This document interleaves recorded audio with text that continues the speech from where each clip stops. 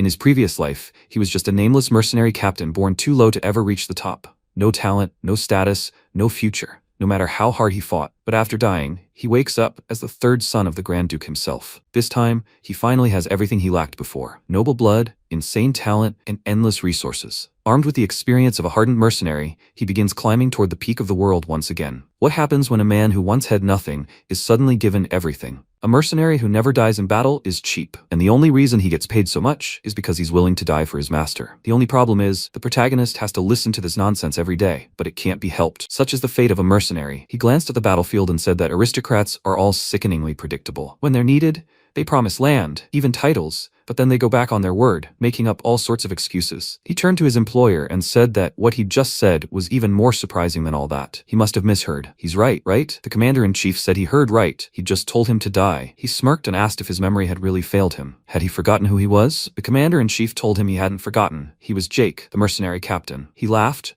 and noted that it seemed he knew who he was, saying this. The man said he didn't know he could joke, and Jake reached for the dagger on his belt and said that it was clear it wasn't an order. Otherwise, why would he ask a pathetic mercenary to die with honor in battle, as if he were some kind of noble knight? The man said that perhaps he had expressed himself too bluntly, and he apologized if he had misled him. He only wanted to entrust him with one last task. He himself knew that after a series of defeats, their collapse had become inevitable. In the end, the blades of the traitors turned against the defenders of these lands. They were already at the throat of the Crawford family, and there was nowhere left to run. MC sighed and said that given the state of affairs, he understood everything perfectly well, and thought that it looked like it was time for him to run. A man whose talent was unmatched in the Empire was saying such things. If he was so pressed, then things must be bad. And yet, for an aristocrat, he was quite reasonable. It was a shame it all turned out this way. And yet, this was his last mission in such chaos. He wanted him to scout out an escape route. If that was all, he'd consider it his last job before his payday. The commander-in-chief had said the mission was simple. Tomorrow, those traitors would launch a full-scale attack. Let him be by his side and hold them back, even if only for a moment, until their lord hid somewhere safe. And if that didn't work, let him hold out until he died. He'd give him the rest of the payment at the end.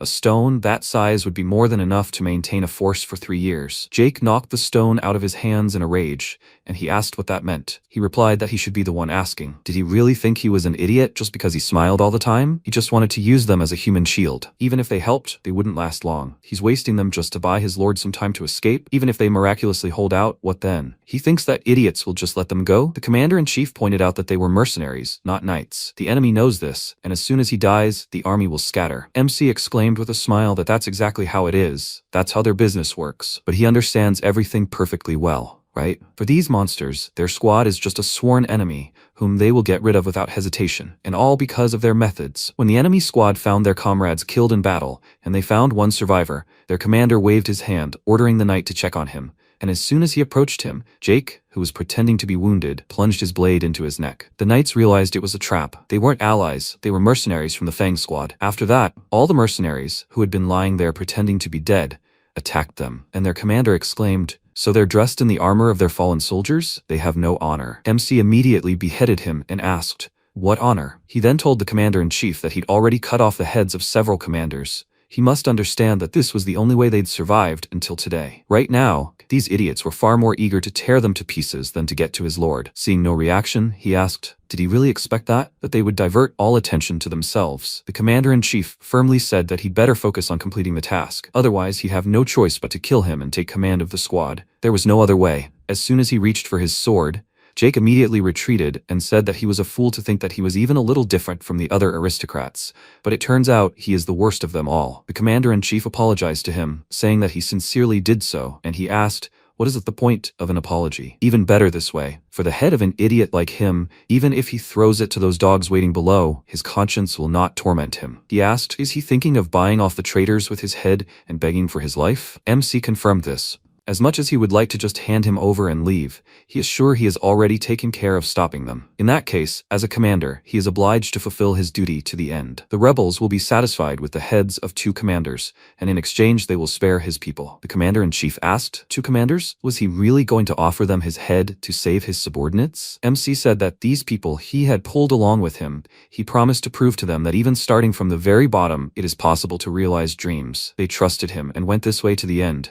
So he should also bear responsibility for this. because he is their commander. Now the commander-in-chief saw him in a new light. He laughed hysterically and said that this is the sign of a true leader. What a pity. If not for this Crawford, if he were his master, then everything could have turned out differently. Immediately after these words, MC pounced on him with a furious grin, and he closed his eyes, thinking about everything, after which he swung his sword and told him not to forgive him. Watching his own body fly separately from him, he thought that he expected this outcome, but did not think the gap between them was so huge. Perhaps this is the end. He told them to flee without looking back if he didn't return by the appointed hour, so he could die with a clear conscience. After all, he had always been prepared for such a death. And yet, one thing haunts him. If he had the same chance as he did, what would have happened? He fell into darkness, but this was not the end of his life, and he began to hear a distant voice asking him to wake up. He slowly opened his eyes and saw a young man in front of him and asked who he was. This guy immediately slapped him in the face, tearfully asking him to wake up, and he indignantly exclaimed, "What is he doing?" Confused, he touched his cheek, which was burning from the blow, and thought, what happened? Had he just been slapped? What idiot dared do that?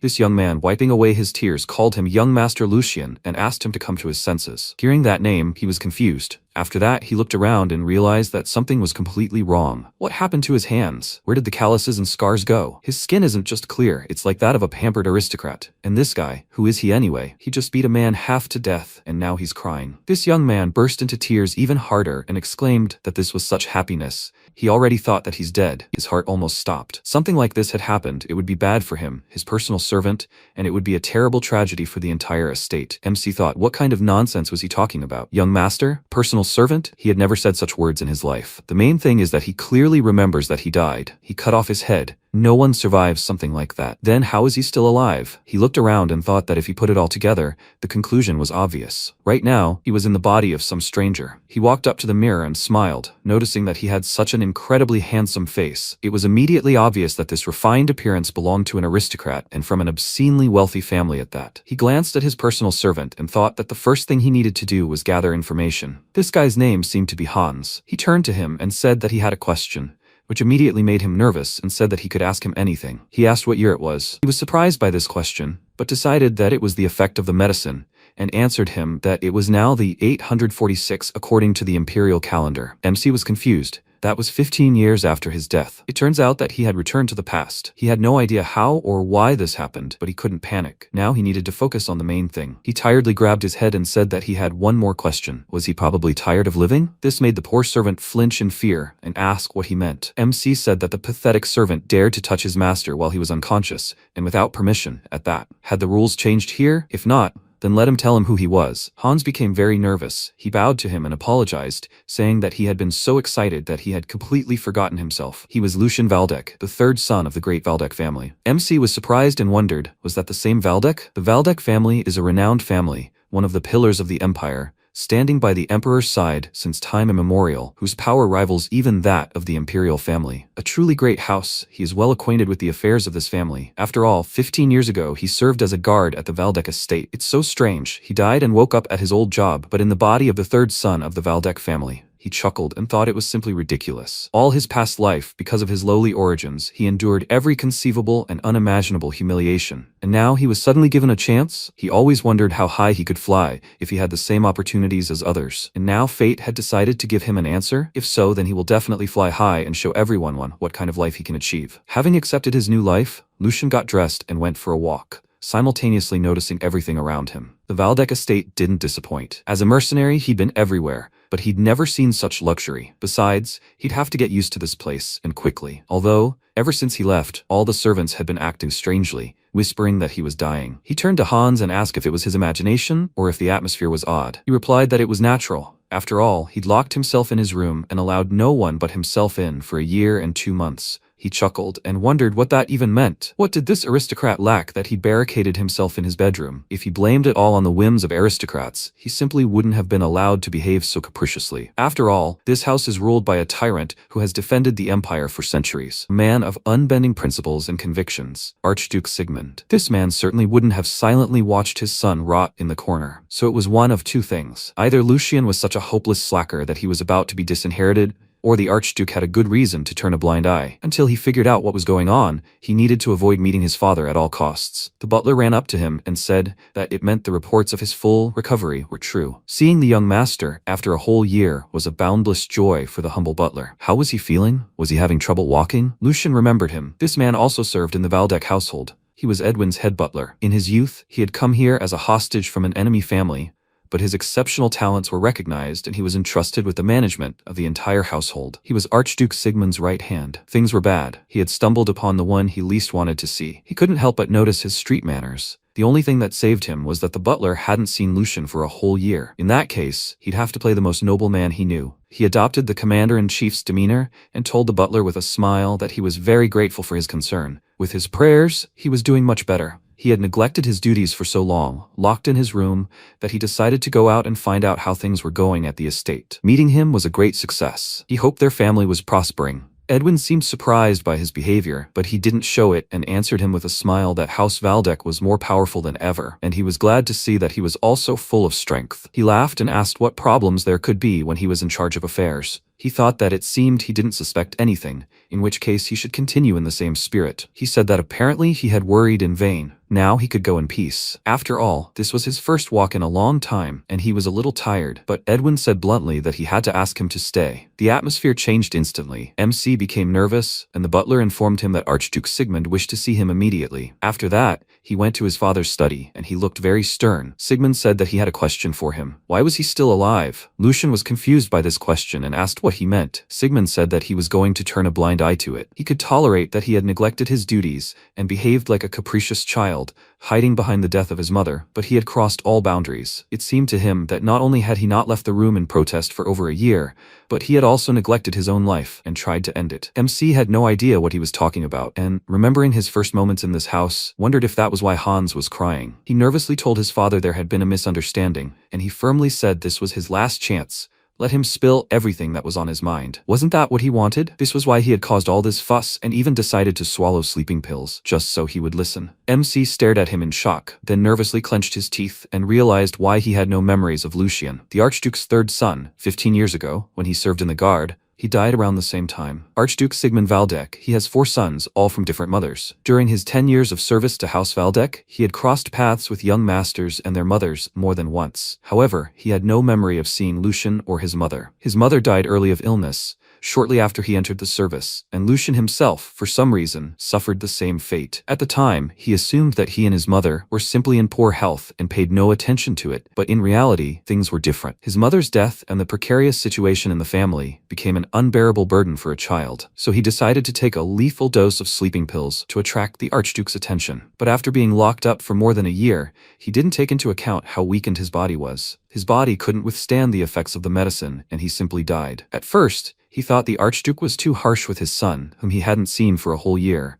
But now, knowing everything, he can understand. No matter how great a ruler he was, in his heart he was probably terribly worried, as any father would be for his child. However, now was not the time to worry about other people's feelings. He himself was 1 foot in the grave. He made it clear to him that this was his last chance. This is a real ultimatum. He can practically feel his golden future crumbling at the seams. If he blurts out even one word that the Duke doesn't like, at best, he'll be exiled to some remote monastery to atone for his sins, forever cut off from the outside world. Or, worse, he'll be sent to the wild north, where he'll spend the rest of his days suffering from the bitter cold, fighting off monsters, and begging like a pauper. No way. He's paid too dearly for this life to waste it so senselessly, and he's absolutely not going to let his precious future be ruined because of some family drama he has nothing to do with. He told his father that since he told him to speak his mind, that's what he would do. First of all, for the fact that he has tarnished the honest name of the Valdec family with his insolence, and for causing him so much worry, he offers his sincere apologies. He is solely to blame for what happened, and there are no excuses for him. Whatever punishment he chooses, he will accept it without complaint. His father irritably said that beautiful words cannot bring back the past, but he did not let him finish and asked if perhaps they should simply rejoice. His father was surprised, not understanding what he meant, and he said that what was done could not be undone. He miraculously held on to this life and no longer intends to cling to the past. From now on, he will live for the future. Therefore, he asks him, not as the Archduke, but as his father, to say at least a word of parting words to him. A wayward child sincerely repents before a parent. and a parent proudly accepts him back. Is this not, according to the laws of heaven, the true bond between father and son? Edwin was struck by his words and noticed that the atmosphere had indeed changed. Could this really be young Master Lucian, the same boy who used to flinch at every sound? The Archduke remained silent, MC's heart pounding with excitement the entire time. Sigmund asked if he dared raise his voice and lecture him about his fatherly duties, but he only liked it, saying that you'd see all sorts of things if you lived long enough. Lucian smiled, then let out a barely perceptible sigh of relief, glad that it had worked. He knew it. Instead of beating around the bush, he should have gone straight ahead. The Archduke Waldeck, he knew, loathed cowardly mice. He preferred wild dogs that could bare their fangs. Sigmund said that it seemed that being close to death had truly robbed him of his fear. Since he was talking about the future, let him tell him what he intended to do. He closed his eyes, and remembering his fight with the commander-in-chief, replied that he would first take care of his worthless body, and then take up fencing seriously. His father was surprised, not believing it, and he said that first he would have to get his frail health in order, but if he ate well and slept a lot, everything would somehow work out on its own. Sigmund was still surprised. He smiled, and remarked that he had a good tongue. Whether these were empty words or not, time would tell. After that, he called the butler, and ordered him to arrange for him to be given this again. This would do him far more good than a moralizing lecture, which he would ignore anyway. MC didn't understand what they were talking about, and Edwin bowed to the Archduke, saying that he understood everything and would look into it immediately. Lucian kept wondering what they were talking about, but soon he saw it with his own eyes. Several carts with chests containing gold pulled up to his estate. Seeing this, he thought it was all some kind of nonsense. So this is what it means to be noble? So the mysterious thing they were talking about turned out to be simply an obscene sum of money, and it was only for 1 month? With that kind of money, if he had that much gold, he could completely remake this pathetic body and create that very elixir. Meanwhile, Sigmund came to the greenhouse with Edwin. The butler thought that the late Duchess treasured this place most of all. The Archduke hadn't come here for a long time, and he, of course, expected something like this. But for him to come in person, it was all because of how young Master Lucian had changed. Even if he had fallen out of his father's favor, he was still the son of the late Duchess, whom he loved so much. He would never abandon him to his fate. Sigmund said it was a pitiful sight. His eyes were always shifting, as if he were mortally afraid of something. As soon as he raised his voice, he began to whine like a beaten dog. His behavior was too different from her character, so he decided that he only inherited his mother's appearance. But today, for the first time, he caught himself thinking that he could be wrong. He too, hadn't he seen him meet his gaze and speak his mind? Edwin said with a smile that he had held himself surprisingly firmly, with a sense of true calm and dignity in his demeanor. The young master was naturally thoughtful and gentle, which was why he seemed so far behind the other brothers. But be that as it may, the blood of the Archduke flows in his veins. Sigmund smiled and said that they had yet to find out. The trials that awaited this child could not be overcome by mere chatter. Edwin said that he was afraid a problem had arisen. Young Master Lucian's allowance had been resumed, but they had discovered evidence of embezzlement. The investigation indicated that the second master, Jordi Waldeck, was involved. Moreover, he had fired the head maid serving his third son and installed his own man in her place, clearly intending to keep everything under control. Sigmund noted that the boy was capable, but too narrow-minded, and that was his main flaw. He understood his dislike for his third son's relatives on his mother's side, but such an obsession? Edwin asked if he should take special measures. Sigmund told him not to interfere, and he asked if that wasn't too cruel. He was just starting to take his first steps, after all. He replied that if he had kept a proper eye on his surroundings, such a thing would never have touched him. In any case, Lucian was simply paying for his cowardice last year. Everything had worked out perfectly, and he was interested to see how he would handle it. If he couldn't solve even this problem, then there was nothing to be expected from him. While the Waldeck blood might be the key, the door must be opened with one's own hands. A few days later, MC locked himself in his room again, and Hans guarded his quarters. 3 days had passed since he had received the funds. The young master said that the conversation with the Duke had gone well, and the funding had been restored. But knowing their relationship, it must have been difficult for him. He must have had to gather all his willpower, and now he was trying to move on despite such a heavy burden on his soul. But Lucian wasn't worried at all. He was only thinking about how he would manage the money. At that time, he was brewing that elixir. He wiped the sweat from his brow, glancing at the notes in the book, and thought that Hans probably had a lot of questions. But since he was guarding the door as he was ordered, he had no shortage of loyalty. The Duke's son suddenly took up alchemical instruments, although he had never handled them before, and he was also looking for an herb that costs an exorbitant amount of money because it grows only in moonlight. Not to mention the fact that its properties are not fully understood. It's called moongrass, and to top it all off, this kid spent every last coin to buy it. He asked Hans to buy up all the moongrass. He may look crazy now, but in just a year, the price will skyrocket tenfold, maybe even 20-fold. Then, moongrass will be worth a fortune. He laughed with joy, then pulled himself together and thought that he should give credit to the alchemist's courage. At that time, the success of that very remedy was in great doubt, and yet they took the risk and bought up all the moongrass in the empire. It was a lifelong bet on which the fate of their guild depended. And thanks to their audacity, nectar, the drink of the gods, was created. For daring to name a simple potion after the gods, they even faced accusations of blasphemy. But as soon as the nectar's properties were revealed, everyone immediately began singing its praises, forgetting their previous threats. He uncorked the bottle and inhaled the aroma of the elixir, smiling contentedly. More than 1,000 years ago, there was an absolute, irrefutable truth. One's level of Viona was determined from birth, and this limit was impossible to surpass. Innate talent was in the hands of fate, and no one could change their nature. No matter how hard one tried, it was impossible to break such limitations. But that was the old belief. What broke this immutable law was precisely nectar. Simply drinking it was enough to transform even a complete mediocrity into a passable swordsman. Of course, the effectiveness of his version was nowhere near the original. In terms of quality, it was more like a cheap knockoff. But to restore such a battered body to its feet, there was no better remedy now. He was lucky.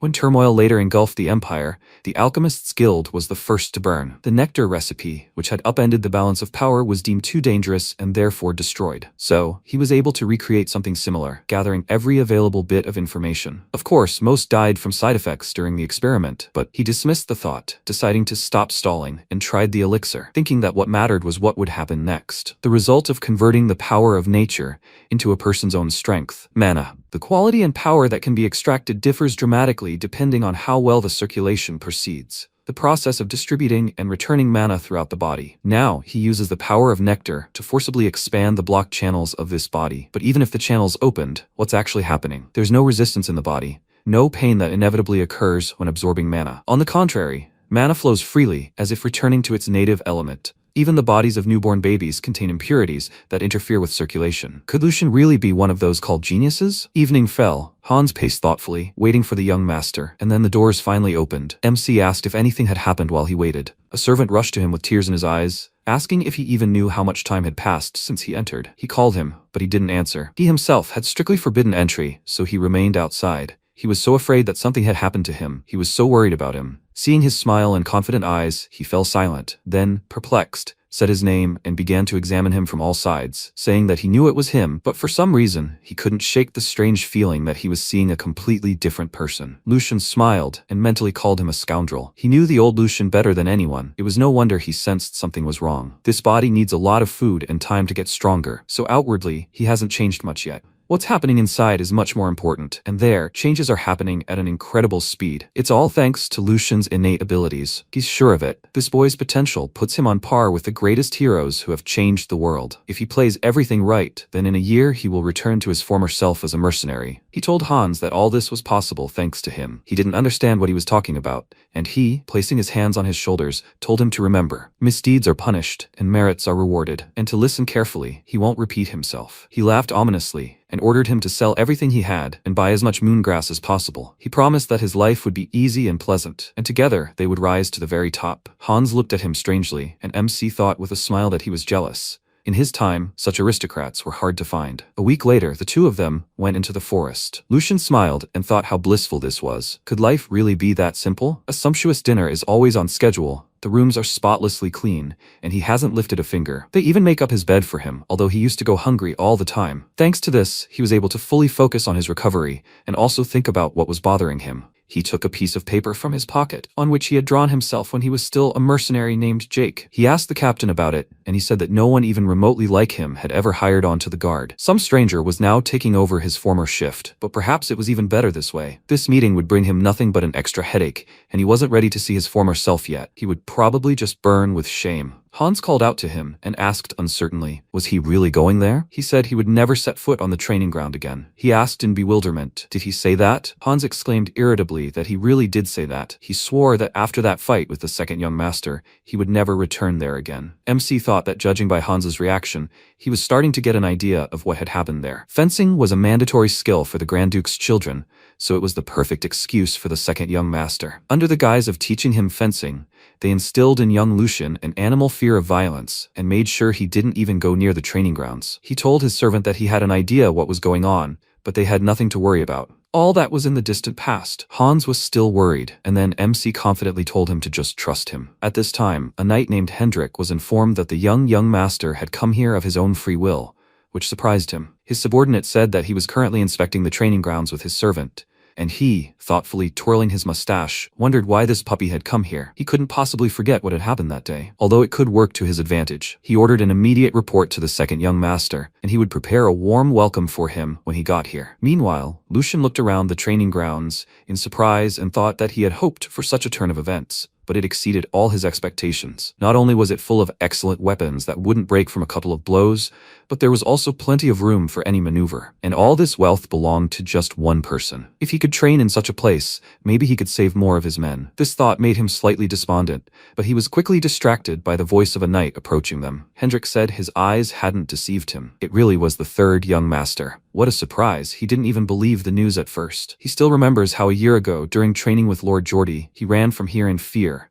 not even daring to turn around. He was exactly like a lamb running from a wolf. Apparently, that's why he still trembled with fear at the sight of this place, since he dragged a servant into the sacred abode of warriors. They hadn't seen each other for a long time. He remembers how a year ago he personally corrected his stance together with the second young master. If, of course, he hadn't forgotten about it. He remembered how he was shaking with fear, but he only enjoyed it, and said that it was a glorious time. MC chuckled at his words and thought he was so impudent. A knight is the embodiment of honor and loyalty. As a rule, they come from noble families. From a young age, they undergo rigorous combat training and are taught etiquette. And only after accumulating sufficient merit on the battlefield do they receive the title of knight. In the end, they are no different from guard dogs and expensive collars, or so they say. Let the Lord shower them with wealth and honors. They are obliged to respect the bearer of noble blood, but this one dares to behave so insolently. Apparently, Lucian's precarious position played a role, but still, he is just Geordie's dog, and he has only become so dissolute because he feels supported. If he could, he would give him hellish training. He already imagined throwing knives at him, but if he did so, the Archduke would not forgive him. In any case, knights are the main fighting force of their family. Punishment without official procedures will only create unnecessary tension in the relationship between the lord and vassals. It is still early. The time has not come. He told him it was foolish to avoid the training grounds because of past affairs. From now on, he planned to come here often. As he said, a whole year had already passed. Shouldn't they make up for lost time? The knight laughed at his words and said it was too late, and he claimed to want to learn fencing. He asked, too late? He was 16 years old. The man said that since he didn't know, he would explain everything to him. If a person is over 15, then it's all over. Sword form is a secret technique, the legacy of their ancestors, granting enlightenment to those who repeat its movements. It is the essence of ancient wisdom, developing the body, but all this is meaningful only on one condition: if the path to magic is open. And at 16, this path closes, so the technique turns into ordinary exercises. Sword form without enlightenment is just an empty shell, meaningless body movements. He patted him on the shoulder and said with a nasty grin that it even suited him. He had a chance to become the greatest master of failures in the empire. Maybe he could save time and find his true calling, and if that didn't work out, he could always devote his life to tending the garden. After all, everyone has their role. MC remained silent, and Hendrik smiled contentedly, noting in his mind that he couldn't even utter a word. For starters, the statement that the path of magic closes at 16 is a lie, nonsense that will crumble at the first test. But that doesn't matter. Then he can just play dumb, because the goal would already have been achieved. An idiot, incapable of even objecting, crushed by his own ignorance. A worthless creature laughed at by his own servants, who were afraid to even move. A pathetic character, just like a year ago. Lucian suddenly started acting like the body's previous owner, and said that something in his words didn't match up with what he knew. The path of magic closes at 35, not at 16. So, as far as he knows, nothing prevents him from starting training right now. The knight became slightly nervous, but didn't show it and asked mockingly, "Is he so sure of that?" MC said he was wrong. Did his brother Geordie think so too? He answered that it went without saying. It was a well-known fact. He contentedly smoothed his hair and thought that this was the end. As soon as his name was mentioned, he wouldn't even dare argue. Lucian said that everything was correct. His brother said the same thing. He suddenly grabbed Hans by the head and said that it looked like a curse was hanging over the Waldeck house. He thought so too, right? He felt slightly unnerved by his actions, and then he grabbed his head and shouted at the knight. Why was he dragging him into this? They were questioning a self-evident truth, known even to a common mutt, and they were still confused about it. At their age, how many talents had this erroneous fact deprived them of a chance? He was about to burst into tears of grief. Just think, his own brother is brainless. Hendrik was confused, not understanding what he was talking about, and MC hit himself on the chest, telling him not to stop him. If his words were true, then it was a disgrace to their family and a real disaster. He asked with a smirk. He wouldn't deceive his lord's son, right? The knight became nervous and asked what he meant. He meant to say he was trying to deceive him? Lucian asked him to forget what he had just said. He had simply blurted out something stupid because he couldn't believe his ears. A knight of House Waldeck would never stoop so low, right? He nervously answered that, of course it was, and he approached him, saying that he thought so. So they couldn't just turn a blind eye to it either. He smirked, thinking that he would tell him what happens when you loosen your tongue too much, and said that he clearly didn't understand how serious this was. If he had simply wanted to humiliate him, he would have let it go in one ear and out the other, and then raised his voice and theatrically spread his arms, saying that not only the knights but everyone here looked at him with disdain. It was his fault for forgetting his duty and wasting time. But can one reproach him for that? But that's not the point now. If he, a knight, and his brother, the support of the ducal house, were depriving them of talented fighters because of false information, then he couldn't turn a blind eye to that. This would undermine the Valdec Knights' military might and jeopardize the safety of their subjects, the foundation of their well-being. And that was a huge risk. The servant was so moved by his words that tears welled up in his eyes, and MC declared that, as a bearer of the Valdec name, he should naturally be furious. He was proud of how eloquently he'd said everything, and asked Hendrik if he now understood the gravity of the situation. He pointed a finger at his chest and threateningly advised him to prepare for the consequences. He would report this to his father and ask him to tighten internal discipline. The knight became very nervous and thought, the boy who used to tremble at the mere mention of his father is acting like this. Why is he exaggerating everything so much? Has this brat always been like this? He used to be as timid as a lamb, and now he's like a wolf. Jordi came to the training ground and asked what all the noise was about. Hendrik turned to him worriedly, hearing his voice, and Lucian smirked, thinking that he had decided to grace them with his presence just in time. Seeing his brother, Jordi grimaced in disgust, and Hendrik ran up to him, saying that he would explain everything to him now. He began to excitedly tell him what was going on, but Hendrik raised his hand, ordering him to stop. There was no need to explain. He came closer to him and quietly and discontentedly said that he had seen this disgrace with his own eyes. He fell for the provocation of a boy who was young enough to be his son, and he is deeply disappointed by this, and let him put on a simpler face, unless, of course, he wants to disgrace him even more. He glanced at his brother, Hans, at this time hid behind Lucian, and nervously asked what they should do. He seemed furious. He noted with a smirk that the expression on his face was just right. The second son of the Valdec family, Jordi, ever since he gave up searching for himself, all he does is take it out on the servants at night. And is he a true aristocrat? He just has an inflated ego and a nasty, hysterical character. And most importantly, he is vindictive. As soon as he considers someone useless, he unleashes all the dogs on the poor fellow and throws him out. In fact, it even plays into his hands. He greeted his brother with a smile and said that, as far as he could see, he was doing well. Jordi noted that he really was a thick-headed boy. Whatever he had told Sir Hendrik, he had seen it all from beginning to end. He dared to tarnish the honor of House Valdec. MC asked in confusion, when did he tarnish their honor? Could he be more specific? Jordi said that Sir Hendrik had retreated long ago, and if there had been a misunderstanding, then hiding behind his name and sowing discord was a clear mistake. He couldn't escape the answer. However, he wasn't going to scold him for it. He knew perfectly well how much blood he had shed for House Valdec,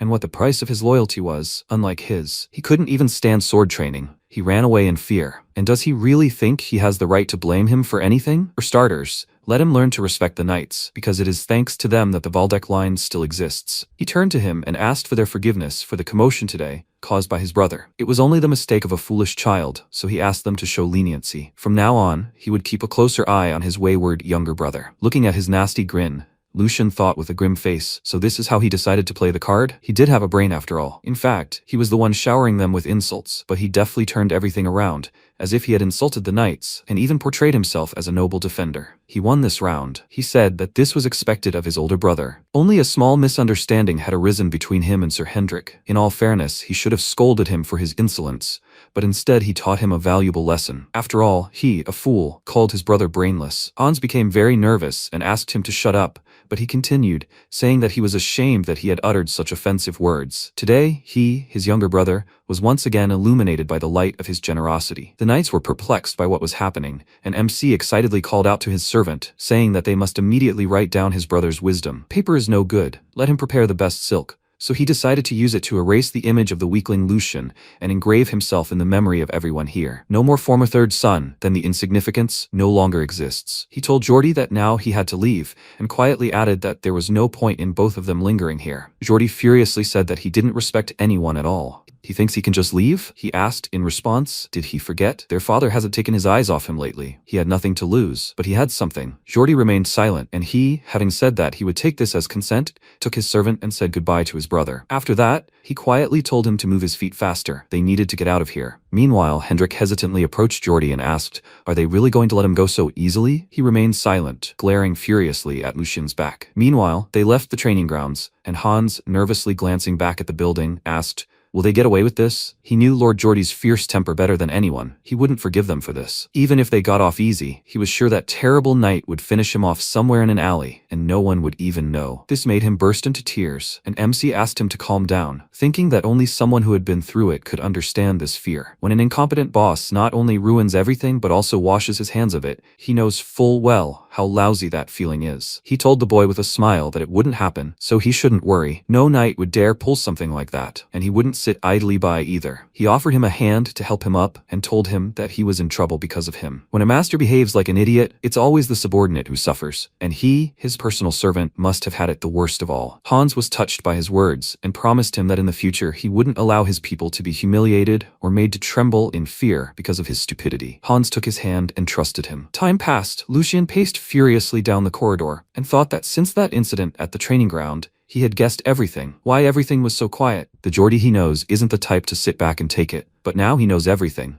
He was plotting such a petty, dirty trick behind his back. He clenched the budget report in his fist in rage and exclaimed, "Does he have any idea how long he's been waiting for this day?" Hans also agreed with him. "There's no way they can let him get away with this." MC asked, "Is he ready, right?" He confidently punched the air, confirming this, and he shouted in rage, "How dare they touch his money?" And Hans added that they touched his monthly payment too. It all started with the budget report that Lucien received today. It was the day his account was supposed to be replenished, so he could buy everything he needed. That's how it was supposed to be. But when he saw the report, he was shocked. His pocket money was cut by 75%, and Hans's monthly salary was cut by 30%. Then he realized that this second son had encroached on his money through the headmaid he had assigned to his wing. Embezzlement is a serious crime in noble society, for which one can even be executed. And yet, he managed to pull off something so outrageous because he had given in to a weakness, which he then took advantage of. After the death of the third lady, Lucien's mother, he handed over the management of his budget to another person, the former headmaid named Dana, who had served him faithfully for many years, and not to that lousy girl. He came to her, and she said with a smile that she was seeing him in person for the first time. She was pleased to meet him. Her name was Jenny. She was the new headmaid, appointed to replace Lady Dana. She wanted to introduce herself to him immediately after the appointment. But at that time he was not at all eager to leave his room. So, had he finally ended his long wanderings? Hans was outraged by her insolence, and ordered her to watch her tone when talking to the young master. But MC told him to calm down. She was partly right. They wouldn't quibble over trifles today. There were more important things to do. He told the maid that he would get straight to the point. She was the one who drew up the budget, wasn't she? He showed her the report and she chuckled, then asked, "So that's why he called her?" "That's right. She was the one who drew up the budget." She was told that he delegated authority to the previous headmaid, so she was simply doing the job as instructed. But she had to admit she was a little stunned. He was interrogating her when she was simply doing her job conscientiously. He should have been doing this himself initially. Lucien knew she would use this as an excuse. This was clearly the previous Lucien's mistake. He told her that he understood. Perhaps she really had no choice. However, even putting that aside, there was something he couldn't accept. He checked and found that most of the funds his father had sent him had gone toward raising the servants' wages. Considering how much they had suffered due to his negligence, this could be considered compensation. But would she tell him why Hans's wages had not only not been raised, but even cut? Wasn't that too obvious? She chuckled and said that she hadn't even noticed that it had happened. She must have been mistaken. She was responsible for the entire household, so she couldn't keep track of everything. Everyone here could attest to how overworked she was. She glanced at the servants and asked, "Isn't that so?" They winced, and plastering on smiles confirmed it, and MC realized he had nothing more to do here. He sighed heavily and turned around, telling the servant they were leaving. This body was his, but all his limbs seemed to obey someone else. But before he left, he told the headmaid that he would ask one last question, and that she should answer carefully. Does she know who her real master is? She answered him with a smirk that she should ask young Master Geordie first. Lucien knew that to survive, he would have to get rid of the rot, which was exactly the situation he was in now. So that evening, they went to the tavern. Hans was perplexed and asked, "Didn't he say he was going fishing today to unwind? So why were they here?" The MC glanced at the men fighting in the ring and the people betting on them and asked with a smirk, "Can't he feel it? This is where important people hang out." He approached the bar, and the man said that this was no place for brats like him to hang out. He should listen to his advice and leave while he was still kind. Lucien put a bag of coins on the table and asked what kind of tavern this was where the bartender was so picky with his customers. He removed his hood and asked if he had mixed something up. There were several reasons why he hadn't finished off the headmaid yet. First, she wasn't just the headmaid. She was the daughter of the wet nurse who raised Geordie from the cradle. If he touched her, he would get himself into even more trouble. Second, Lucien's side was in complete disarray, even worse than he thought. And if the situation was that bad, the solution had to be accordingly. And finally, the Grand Duke simply cannot help but know about it. In other words, cleaning up this chaos is most likely another test. Then he will have to show them his worth. As soon as he showed the coins to the bartender, he began to behave more politely towards him and sat him down at the gaming table. He took the cards and thought that he could also make some money here. Time passed, he beat another person, and everyone crowded around their table, watching Lucian with interest. The man was shocked that he lost, and MC asked, "Is that it?" His interest had just awakened. Maybe he should stay and they play another game? He refused, afraid of losing even more money. And Hans, looking at this pile of chips, grabbed his head and asked in shock when he had even learned to play like this. Lucian leisurely threw his feet on the table and called the next player. Is it really possible that no one can beat him? He came here because of rumors, but is that all they can do? He thought that since he made so much money, it was time for him to make his move. The doors swung open with a bang. He glanced at them and thought that he was right on schedule. Straightening his shirt,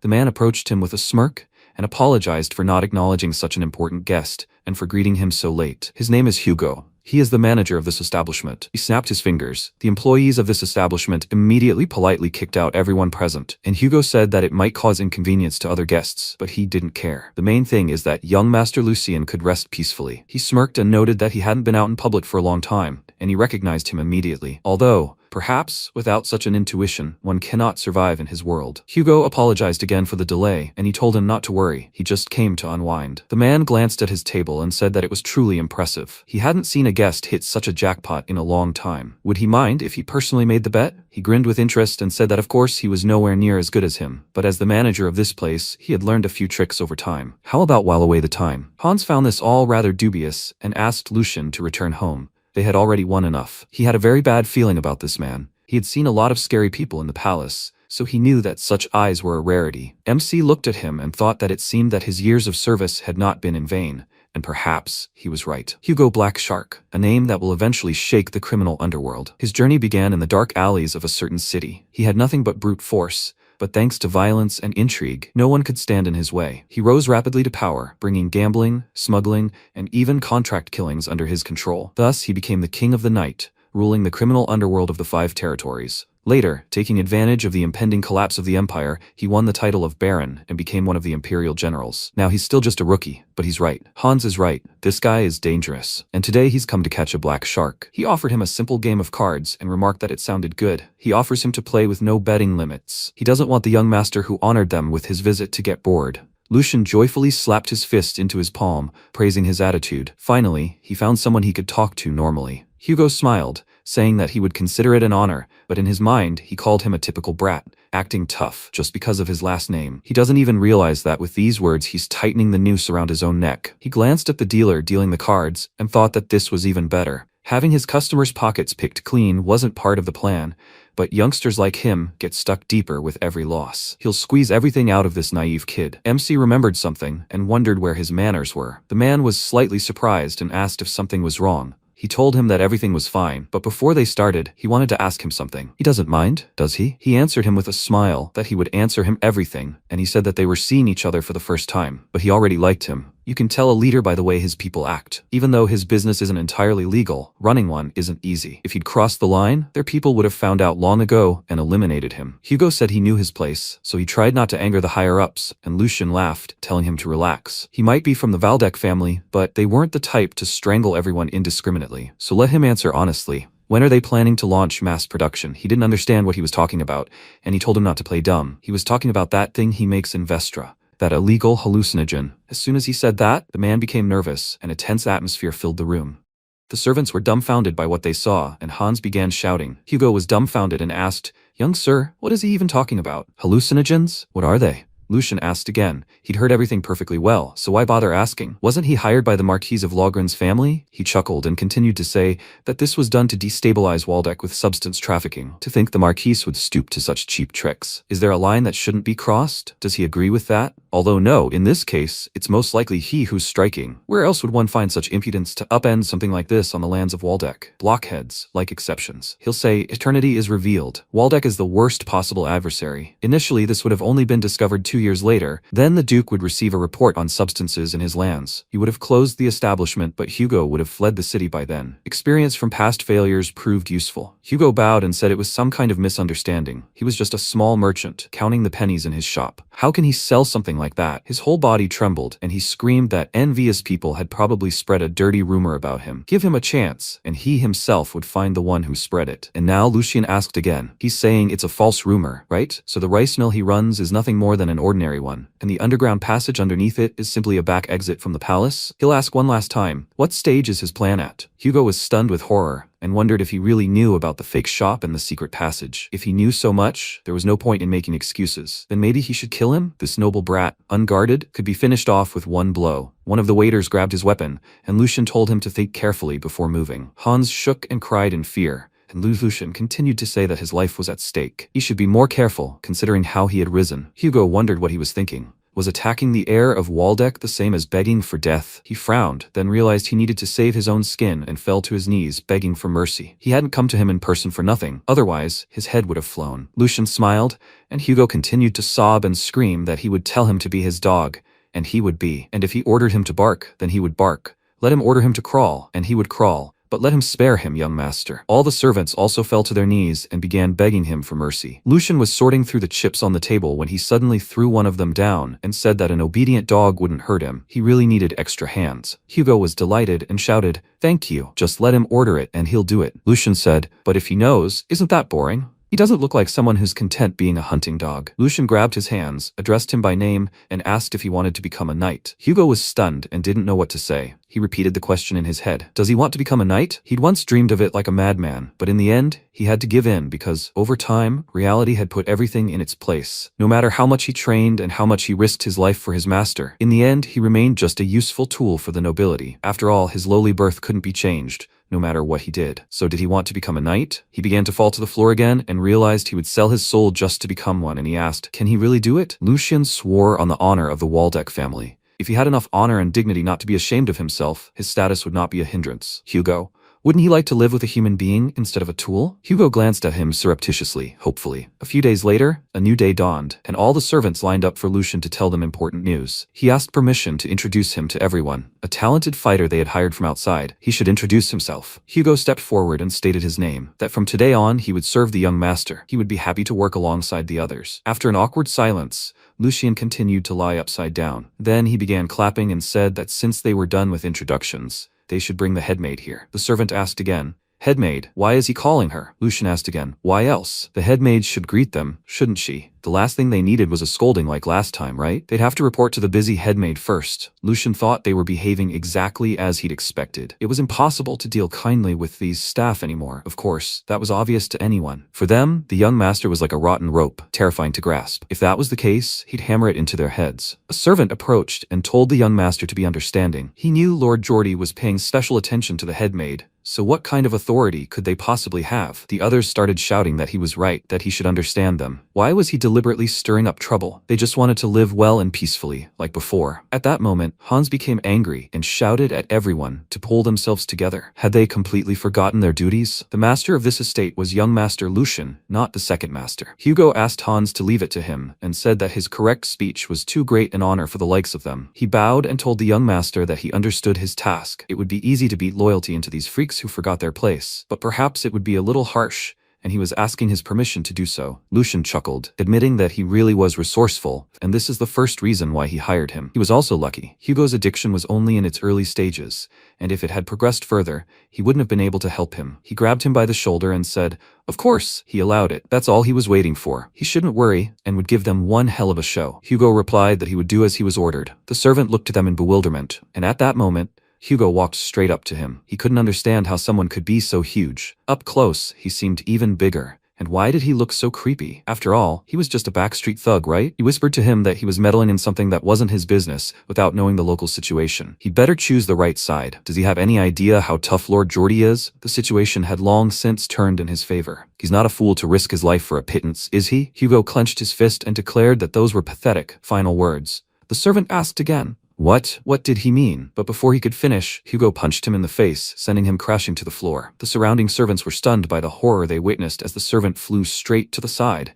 and Hans, too, hadn't expected this, leaving him open-mouthed in shock. Lucien felt tough, and Hugo looked at the destroyed servant, his teeth shattered, his face reddened from the blow, and blood coming from his mouth. At that moment, everyone started shouting and pointing at Hugo. What's wrong? Why is he being so violent? Even if the young master had brought him, did he really think he could do anything? Hugo replied that he had every right. After all, he specialized in raising morons. After a while, the same servant sat up a little, and the room was filled with noise again, as two other servants grabbed Jenny by the arms, and she screamed for him to let her go. Did they really think they could get away with this? They told her to shut up and listen, but she still didn't understand the situation. Jenny grew angry and asked, how dare he raise his voice at her? He would pay for what he had done. But before she could finish her sentence, she entered Lucien's room and saw that all the servants were kneeling. She was dumbfounded by the horrified faces of her acquaintances, and the servant said, young Master Lucien, as he ordered. They brought the headmaid. Lucien stood and looked out the window, then turned and smiled, asking, are they here? He had only asked them to bring her, but it seemed everyone had become overly enthusiastic. Jenny started screaming, what does this mean? Did he really think he could get away with this? If he'd hoped to intimidate her, he was sorely mistaken. Master Geordie wouldn't let this go. If he stopped now, she'd make sure it ended there. The protagonist chuckled and asked,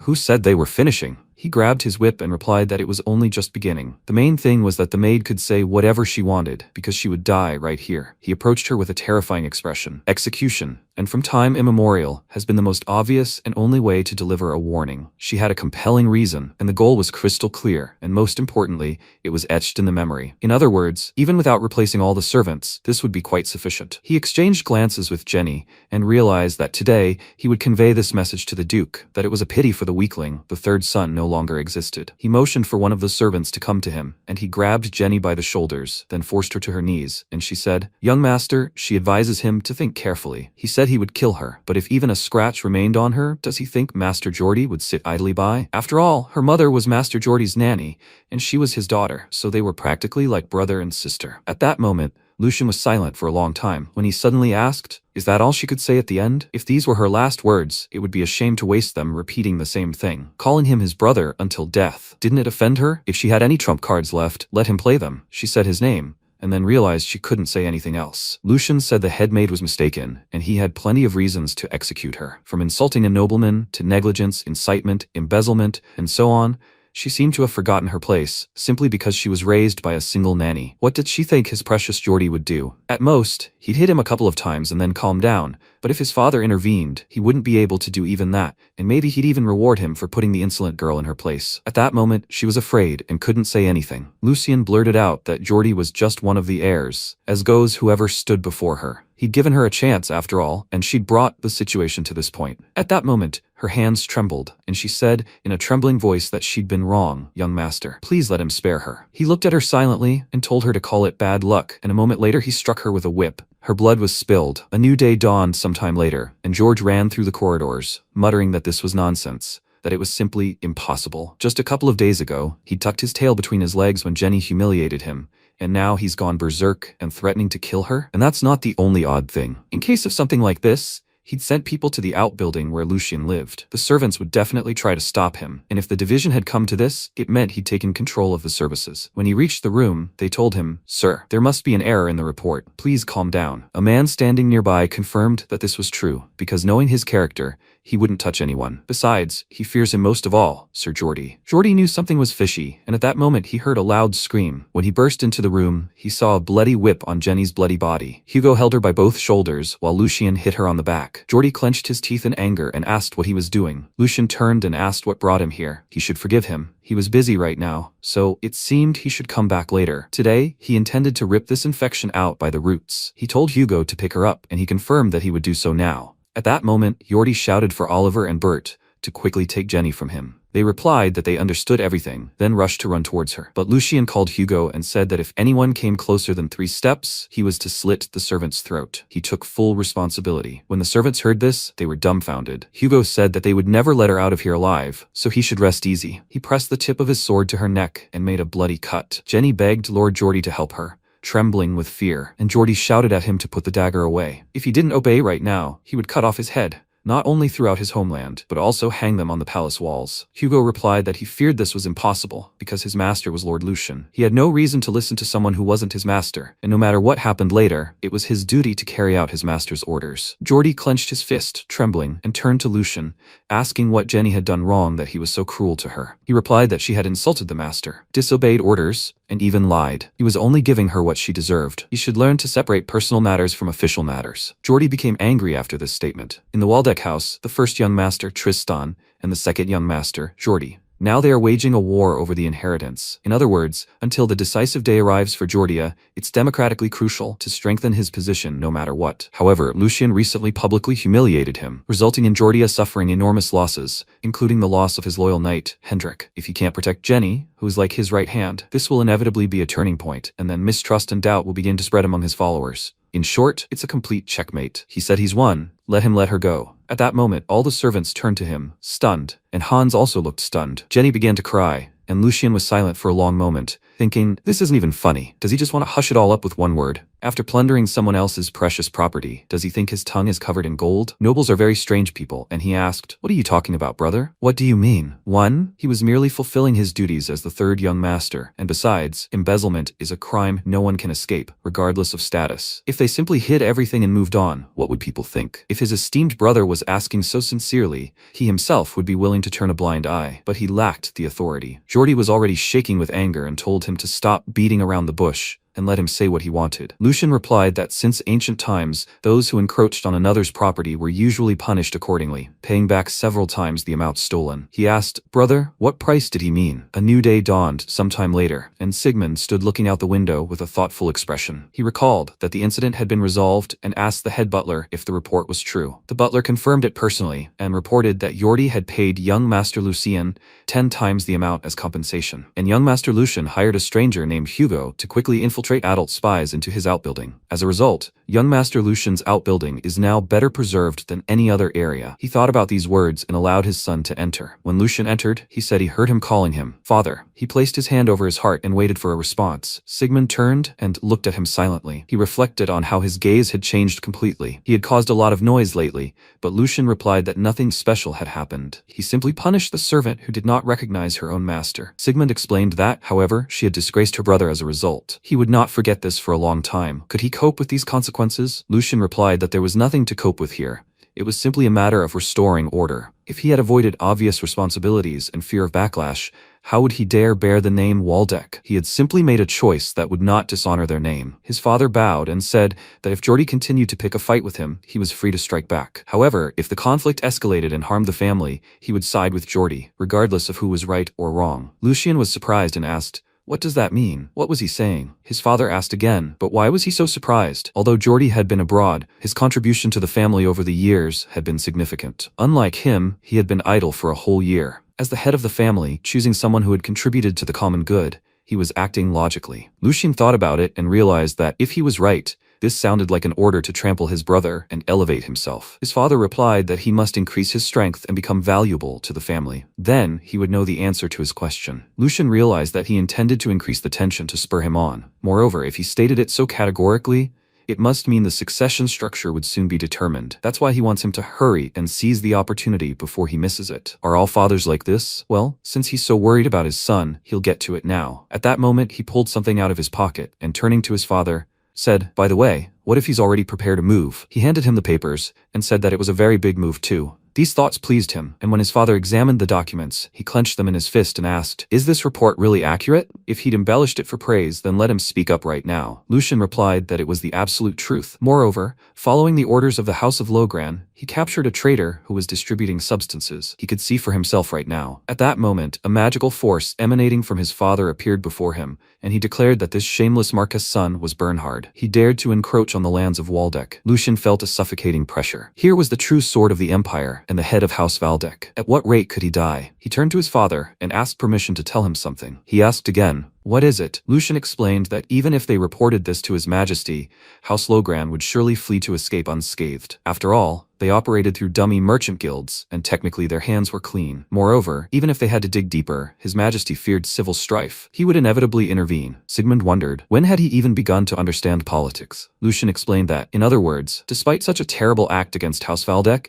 everything would end with them simply losing their source of income. Shouldn't they at least take something in return? A silence passed between them. And suddenly father sat on the throne and asked him to explain what exactly he had planned. He replied that it was a method that would leave them no escape route, and he had already prepared everything. Not long ago, a man from their inner circle had surrendered to him. He had no title, but he had earned the Logrand's complete trust and had risen to the rank of steward. Father realized that the man the butler had spoken of was an informant. Had the third son really foreseen this turn of events? Sigmund asked.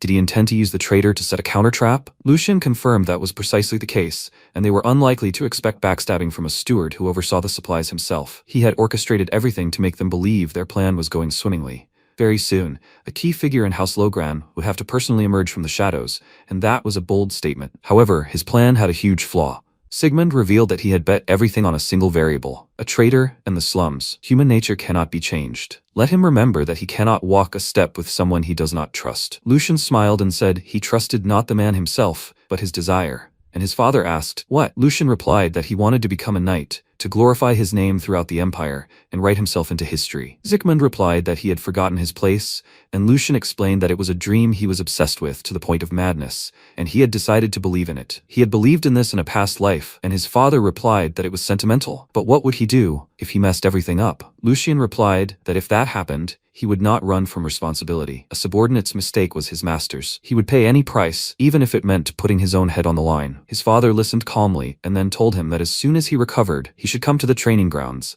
Lucian asked, what did that mean? His father replied that he would teach him the Lionheart sword, as he was now a candidate for the next head of the family. Sometime later, night fell, and a servant approached Sigmund while he was reading a book and expressed his sincere shame. Here, in the heart of the Valdek lands, he allowed such a thing to happen. Sigmund replied, enough. He had ordered him to focus on border issues, and he knew better than anyone that he was barely surviving on this task alone. They would consider it pure luck that the third son discovered this first, as Bernhard had gone to great lengths to remain unnoticed. His goal wasn't money or expanding his influence, but his honor, Lord. Sigmund confirmed that he likely planned to use this later to weave intrigues before His Majesty. How could the Marquis care only about his own skin, knowing full well the state of affairs in the Empire? But more importantly, what kind of man was Hugo, joining his third son? Officially, he was known as a thuggish manager of a mountain house, but in reality, he headed a fence organization admired even by the criminal underworld. He didn't give the impression of being someone willing to serve anyone. He personally sought out that person and made them his subordinate. The young master had grown frighteningly quickly. Sigmund considered this man's rise in the cruel underworld. If he'd been fooled by empty promises and unrealistic dreams, he would have been trampled long ago. He clearly saw potential in Lucian, the potential of a master worth risking his life for. He said this was happening sooner than planned, but the third son had proven himself, and he intended to show him the right path. He would begin training him in the family's secret techniques the following day. The subordinate replied that this was a wise decision. Did he already have a fencing instructor in mind? He replied that he would ask Sir Aeson about it. The servant was surprised by these words, and Sigmund said it was sad to disturb him in his declining years, but undoubtedly this time would not be wasted for him either. After some time, the palace began to discuss whether this was really true. Hans asked what he just said. He wasn't joking, was he? He really became the official heir apparent? Lucian replied, how many times did he have to tell you that before he believed it? He whispered to Hugo that he should do something about this boy. Hugo picked Hans up and asked him to calm down. Considering the young master's talents, wasn't this natural? Besides, considering the path ahead, his right hand shouldn't be shaking so much. Hans asked again, he's the right hand? Hope appeared in his eyes, and he began to weep with joy, asking again, what does the right hand mean? Of course, he had served the master the longest, but he still lacked much, and with such a talented young man at his side, how could he possibly measure up? Hugo replied that he was as modest as ever, as he'd expected from the elder Hans. He replied, well, enough of that already. Lucian, watching them, thought that experienced mercenaries really were different. At that moment, he told Hans that Hugo was right. He decided to tell only the two of them before an official announcement was made at the estate. He considered, looking at Hans, that he was timid and that this gentleness could become a weakness, but he was truly devoted to Lucian and had the courage to stay by his side even in the most difficult circumstances. Therefore, if he didn't seek experience and learn to manage internal affairs, he would become the most reliable support one could dream of. He also didn't want to doubt Hugo's abilities. He only needed to open the way to knighthood for him, and only then would he be able to fully realize his potential, and then he would become his faithful knight. His smiting sword. Quality was more important than quantity now. He only needed to train them properly. The protagonist announced that from now on, there would be a ton of work. The path ahead could not be traversed alone, and he could only overcome it with them. Hugo replied that he would not fail him, young lord. Hans also said he could rely on them. After some time, the palace was illuminated by daylight. Lucien stepped to the center of the room and reflected on how, in his past life, he had scoured every corner of the continents in search of one thing: the essence of ancient martial arts said to elevate swordsmanship to a new level. These were sword techniques. Among them, there was a level one step higher, the ultimate sword technique. But after all his suffering, what he had received were not the ultimate techniques he had so longed for, nor even the mid-level techniques available only to knight captains. They were merely a pitiful foundation for apprentices. True techniques were inaccessible to those of noble blood, and for a simple mercenary, even the chance to tap into this knowledge was unheard of. But those inferior in skill mastered high-ranking techniques and overwhelmed him with force. And every time he couldn't protect his comrades because of this, he was consumed by a thirst to master true swordsmanship. And now, for someone like him, an unexpected opportunity had been granted. A technique passed down only to the heir of House Waldeck and his entourage, an ancient art surpassing any higher techniques, a chance to learn the art of the lion's heart. How incredible. He was on edge, even though they hadn't even begun. There was still a long time before class, and he was so nervous he'd been hunched over here since dawn. He'd better calm down before class. In his previous life, he'd had no discipline, learning by stealing techniques and collecting blood and knowledge.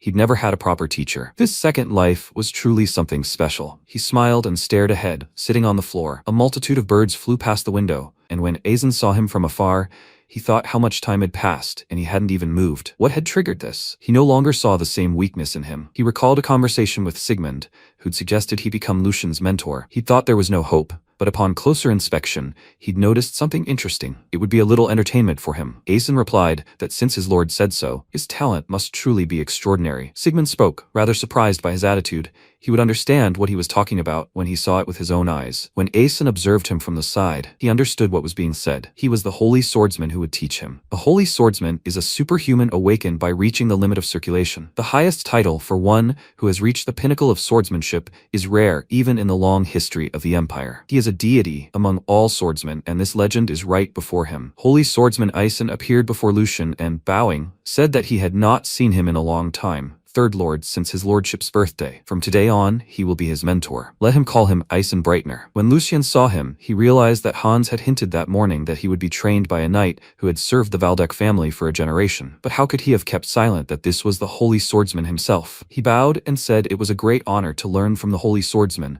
and asked him to take care of him. Aizen waved his hand and said that the title was just a big word. He was just an old man. Besides, he was the heir apparent. It was not fitting for him to bow his head like that. Lucien replied that while he shouldn't disgrace the family's honor, how could he not show due respect? He wanted to cast aside hierarchy, for he was someone deserving of respect. At that moment, Aizen saw hope in his eyes, and said that if he insisted, he should do as he pleased. Lucien thanked him for his understanding, and they decided to begin training. Aizen pointed toward the arena and said, "How about a run around the training grounds?" The protagonist began to exercise and decided to start something, asking, "Right now?" Aizen was surprised and told him to stop. He had no questions at all. Why did he need to run, how long, and what was the point of this exercise anyway? Lucien replied that curiosity was certainly nagging him, but since he'd ordered it, it had to be that way. He probably had a reason, though he didn't explain anything. A student should simply follow the teacher's instructions. Aizen considered the difference in his gaze and reaction from the other young masters. This boy was genuinely reaching for the sword. He seemed to understand what his master had said and declared, "That's excellent. Then they'll begin." As soon as he said this, Lucien broke into a run and ran into the arena. He began running several laps, trying his best. In fact, there was another reason he silently obeyed. He'd guessed the true purpose of this run. He was testing his suitability as a student. In other words, he was assessing his potential. He'd done the same thing when he was a mercenary captain.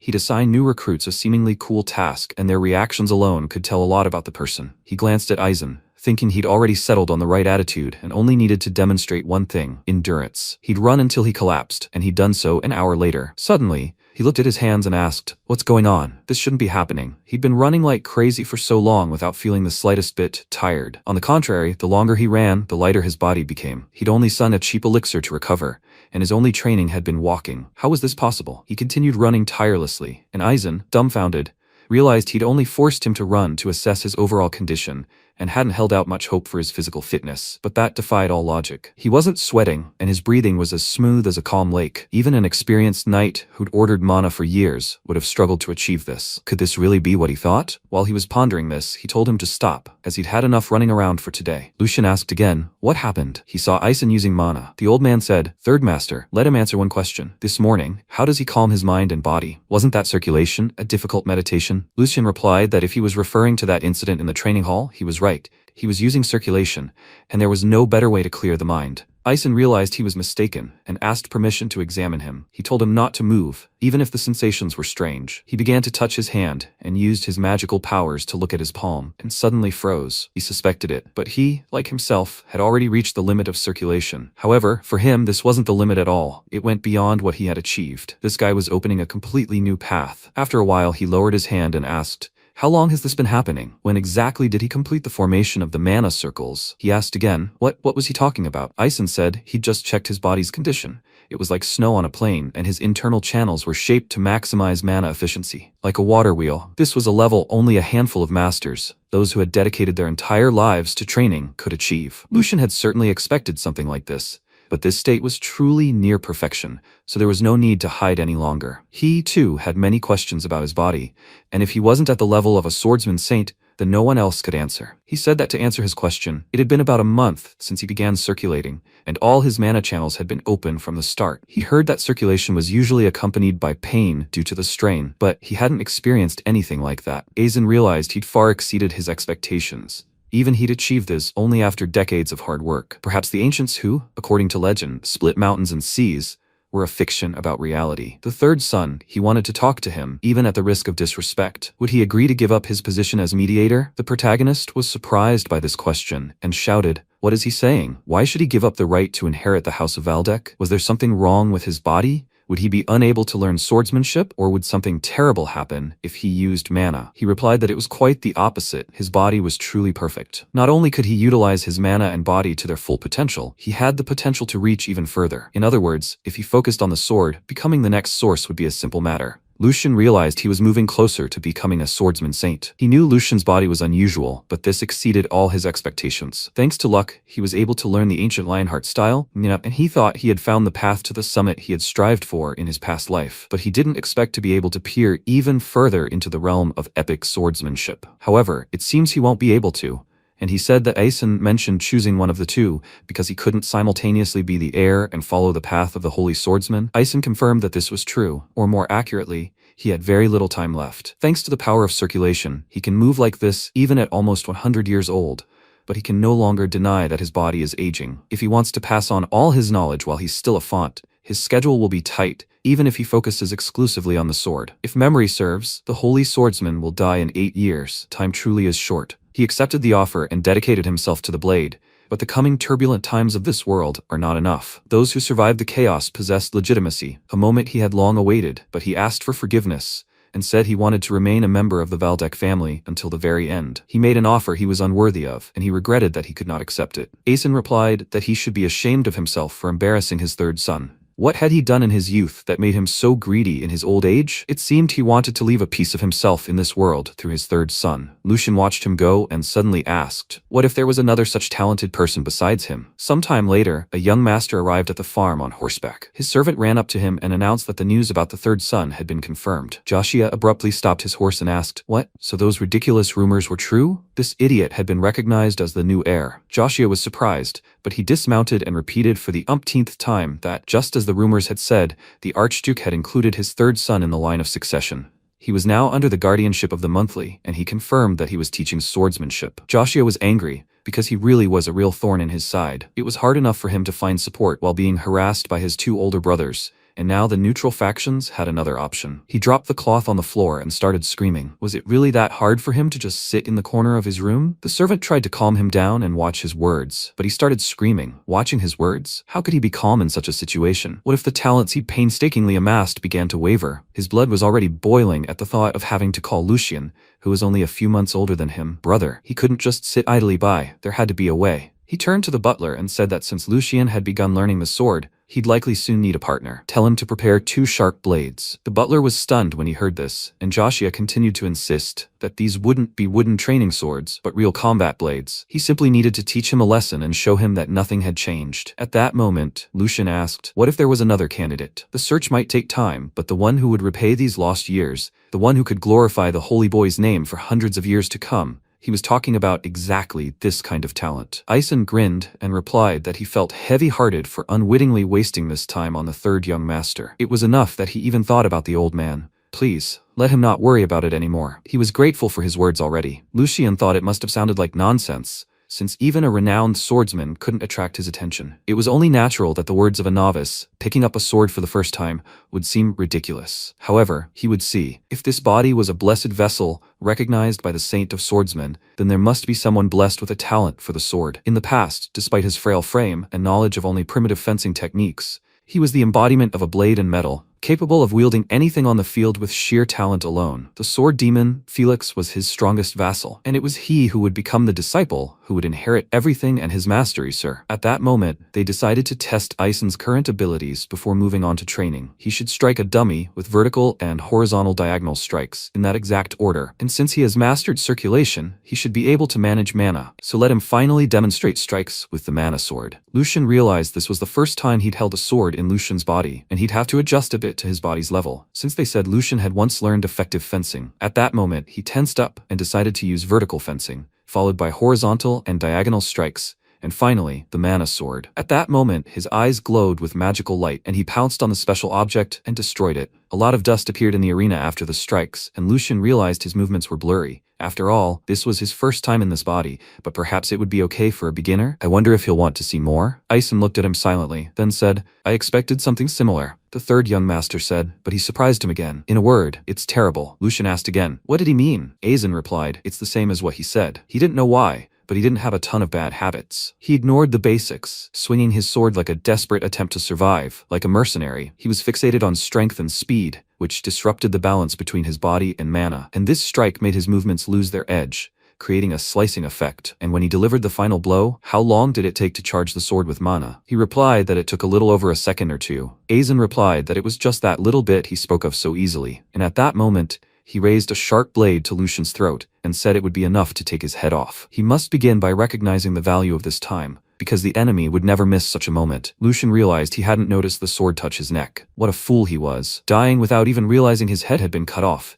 and yet he dared to think so smugly of himself. Eisen smirked and replied, Third young master, even a gifted body isn't always strong, and you can't defeat a skilled mana master with brute force alone. And if the body can't withstand the flow of mana, it's wasted, leading to death, unleashing the sword's true power. The inner and outer must merge into a single flow, even though they seem different. A true man is born in this harmony. He abruptly executed a single movement and suddenly struck the dummy, after which he said, this is the path he must take, third young master. And a few days later, the protagonist continued to fight alongside Eisen. The old man insisted that the flow of mana must not be interrupted. Just as physical training refines movement, so too must mana control be achieved. Strengthening the body with mana always leaves room for free circulation and the ability to use it in the right place and at the right time. Lucian continued to struggle, but nothing worked, and Eisen said that when these factors merge into a single balance, only then will he understand the true power of the sword. After these words, Lucian flew far to the side and landed on his foot, angry, and Eisen silently watched the unfolding events. He then said that now he must apply what he had learned and try to defend himself. However, this time, the task was a little more complicated. He must consider the opponent's movement speed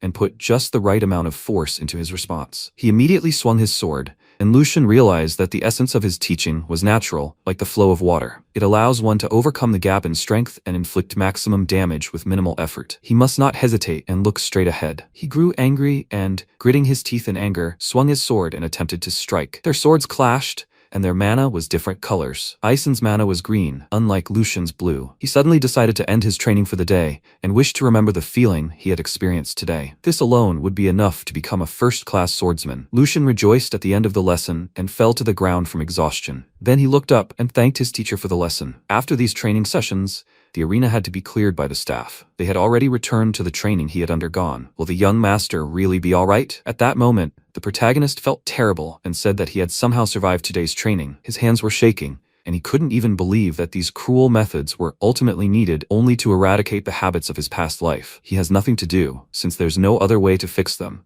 but he quickly grasps the essence, and the more he observes, the greater his admiration. He creates dangerous situations precisely suited to his level, and then, with precise instructions, achieves the correct reaction. Easier said than done. It's impossible to reverse something like this without thoroughly understanding the state of his body. He simply trusted his guidance, but he can already feel it growing in his skin. Previously, he believed that the path to the top lay only through secret fencing techniques. He never seriously considered the balance of his wrist forces and currents, like he does now. Although the most important thing has always been within him. If he had known all this in his past life, how much closer his sword would have gotten to the man who told him to die for him. Then he grinned and rushed at him with an attack. They clashed less often, and he wondered if he could have withstood even a few blows. He somehow felt a pity to end this today. If only he could find the perfect partner. At that moment, several people passed by, and he wondered if it was that guy, and as he approached him, he was growing. How was his health? It was Joshua, who approached Eisen and announced that this was his student. Eisen replied, "Welcome, fourth young master. To what does he owe this unexpected visit? He is currently busy training the third young master,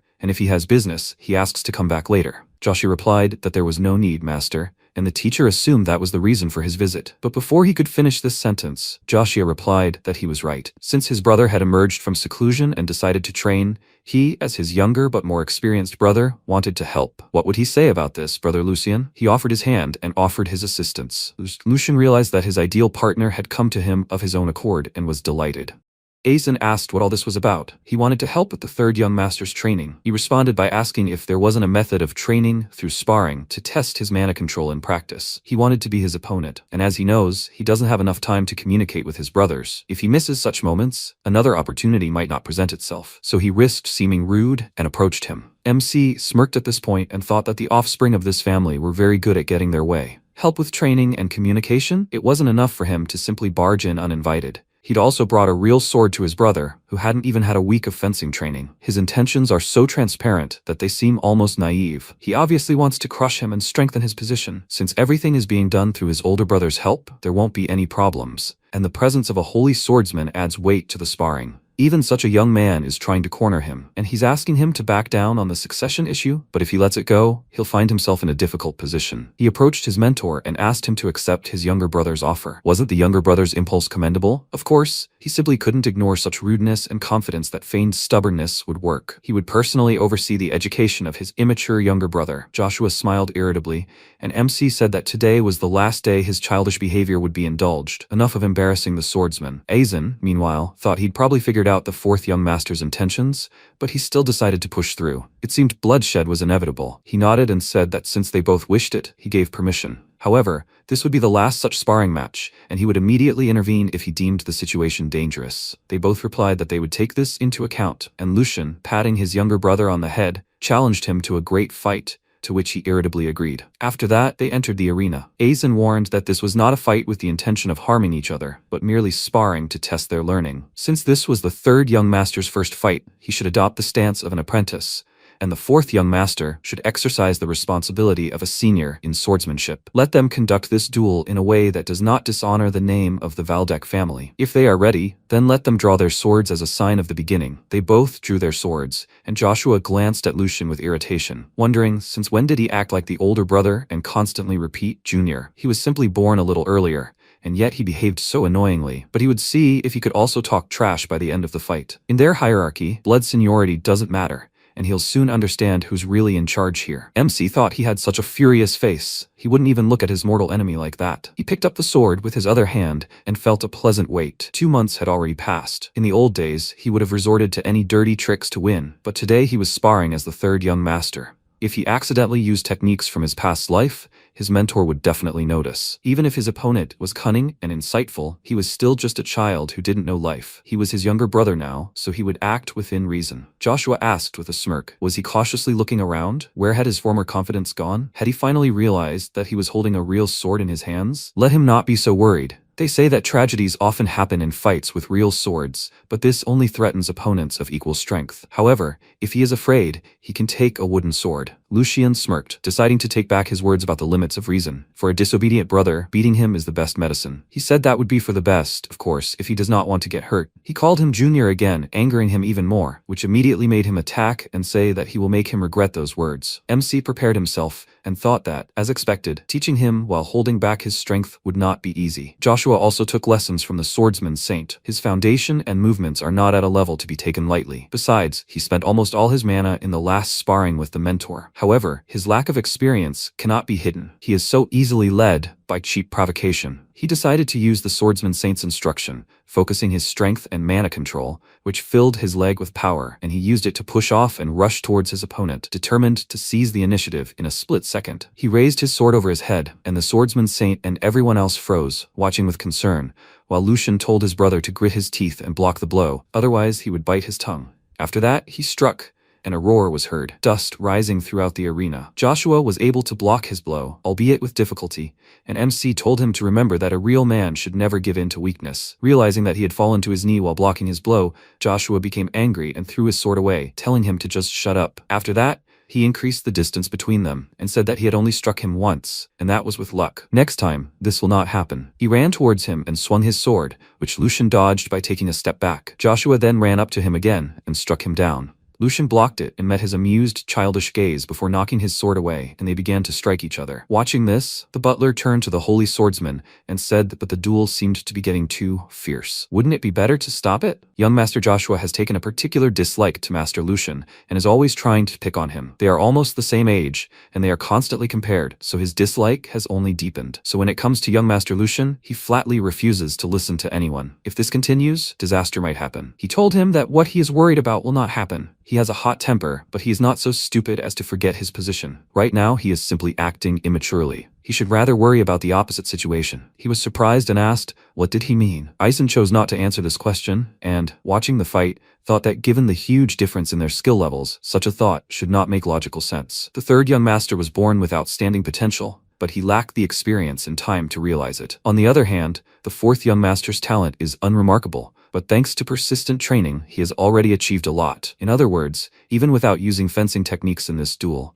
the gap between them cannot be made up by luck alone. But the fourth young master, unable to restrain his temper, is ruining his own advantage with his own hands. And the third young master calmly waits for an opening. To maintain such calm in front of a real sword, one must overcome fear. And since the third young master demonstrates this, it means that either he knows no fear due to inexperience, or he has the composure of one who has repeatedly looked death in the face. And for some reason, it seems to him that the second is true. They all continued to parry each other's blows, and Joshua exclaimed, where had all his enthusiasm gone? He should have listened when he gave in to him at first. It was not too late to ask him to put the sword down. MC blocked his next blow and thought that this guy was going crazy. But that's not surprising. After all, he thinks he's trampling his older brother into the dirt. His whole body shakes from each of his blows. Initially, he planned to finish everything with one blow, because there is no enemy weaker than the one who falls for provocation. He miscalculated only one thing. Joshua turned out to be stronger than he thought, and his mana was not enough to defeat him with one blow. Now, he doesn't even have enough mana to strengthen his entire body. If that's the case, then he needs to do everything possible to end this in one go. He parried another blow. Joshua noted that his sword suddenly became heavier. Does he really still have the strength for this? Looking at how heavily he was breathing, he immediately dismissed the thought. Judging by his condition, he couldn't have that much strength left. This is just his last-ditch effort.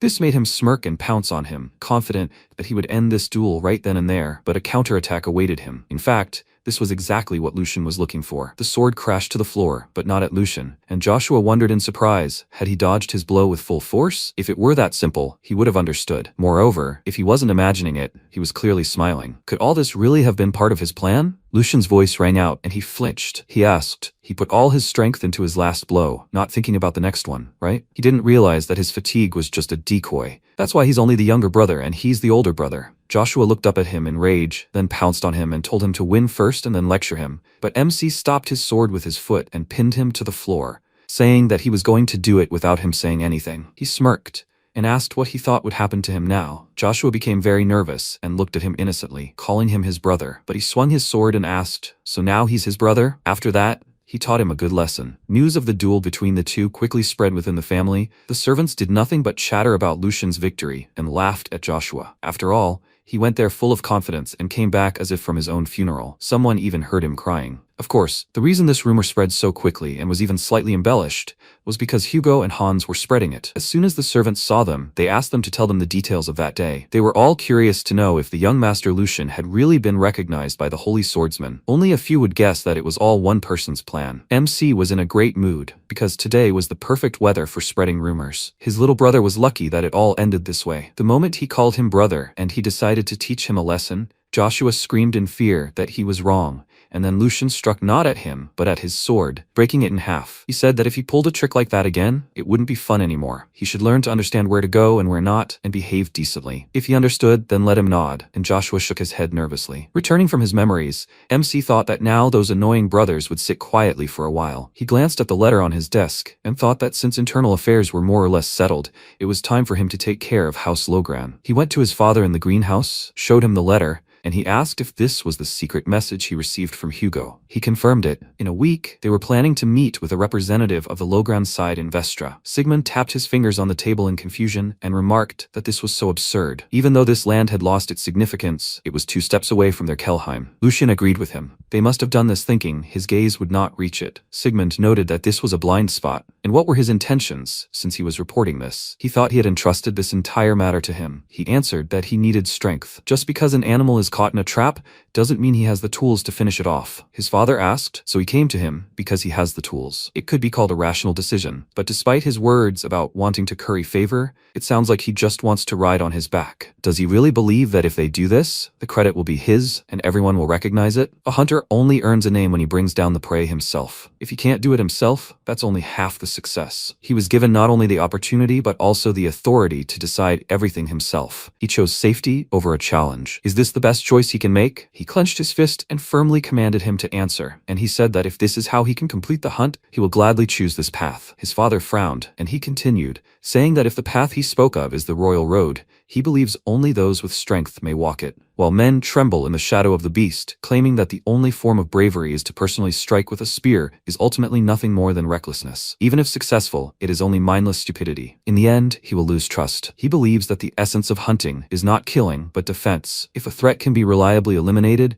does it really matter how it is ultimately judged? But that doesn't mean he's going to laugh it off, playing the saint. It's about the person to whom he passes the credit. If the day comes when he can't even draw a bowstring, the fate of whoever inherits this bow will be sealed. His father thought for a moment, then stopped pressuring him and said that that answer was enough. Hearing such an objection straight to his face, he can't remember the last time it happened. He didn't expect to receive such words from him. It was a good answer. He was glad to receive praise from his father, and he continued, saying that a man must be confident in the path he follows. If one word can sway him, he will achieve nothing. He asked if this was really a test. Sigmund confirmed it. He wanted to know if he would waver in the face of authority. If a man is torn, unable to find an answer on his own, who will truly follow someone who can't even remain true to his own convictions? What kind of head of a family is he? He's not even worthy of being called a man. MC thought it was no surprise. He couldn't help but know that this matter was beyond his capabilities. He kept wondering why he was so strict. Truly, nothing comes easy. Since the conversation seemed to have gone well, he decided to return to what he had come with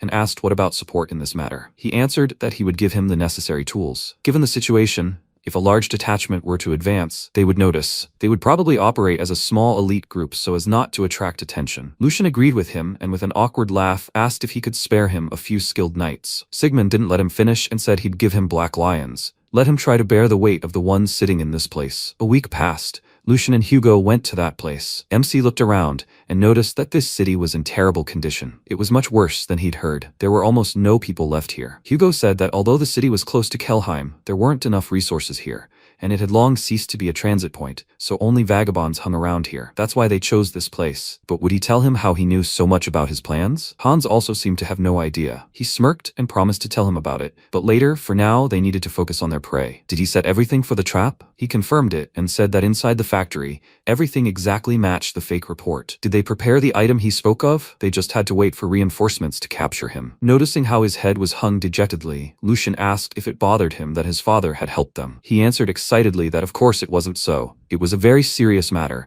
He understood perfectly well that they had no right to make a mistake. He simply regretted his own helplessness. If he had the strength to figure everything out, it would be entirely his merit. MC put a hand on his shoulder and said that he understood his feelings, but they were only at the beginning of the journey. They shouldn't let impatience derail them. Besides, he was only 30, his whole life was ahead of him. Hugo said that he was 23. He was still far from 30, and the age difference between them wasn't that great. MC was shocked by this news. An awkward silence fell between them, and he, clearing his throat, said that he had just turned 20. Hugo smiled sadly and asked him not to correct himself. It would only make things worse. Crows circled in the sky. Lucian looked around and thought that, whatever the case, the appointed time was near. But why were they nowhere to be seen? Suddenly, a voice sounded behind them, striking fear into them. Hugo immediately turned around and drew his sword, about to strike, but the man stopped him and said he was too slow. He couldn't even be called a fighter. Hugo was surprised. He blocked the man's sword with one hand, and he couldn't move. No one had ever surpassed him in strength, and now he felt so helpless. MC told him it was okay. He wasn't an enemy, but he clearly wanted to kill them. With a gloomy expression, he called out to the Black Lion and asked what he was trying to achieve. Hugo immediately jumped away from him and went to his master and asked if the same Black Lion from the rumors was really their reinforcements. The Black Lion is a squad that does all the Valdec family's dirty work in the shadows and answers only to the head of the family. He answered that it was true. They were hunters sent by them to support him. The Black Lion commander, Raymond, greeted him and said that they only wanted to test his assistant's reaction. They had no malicious intent.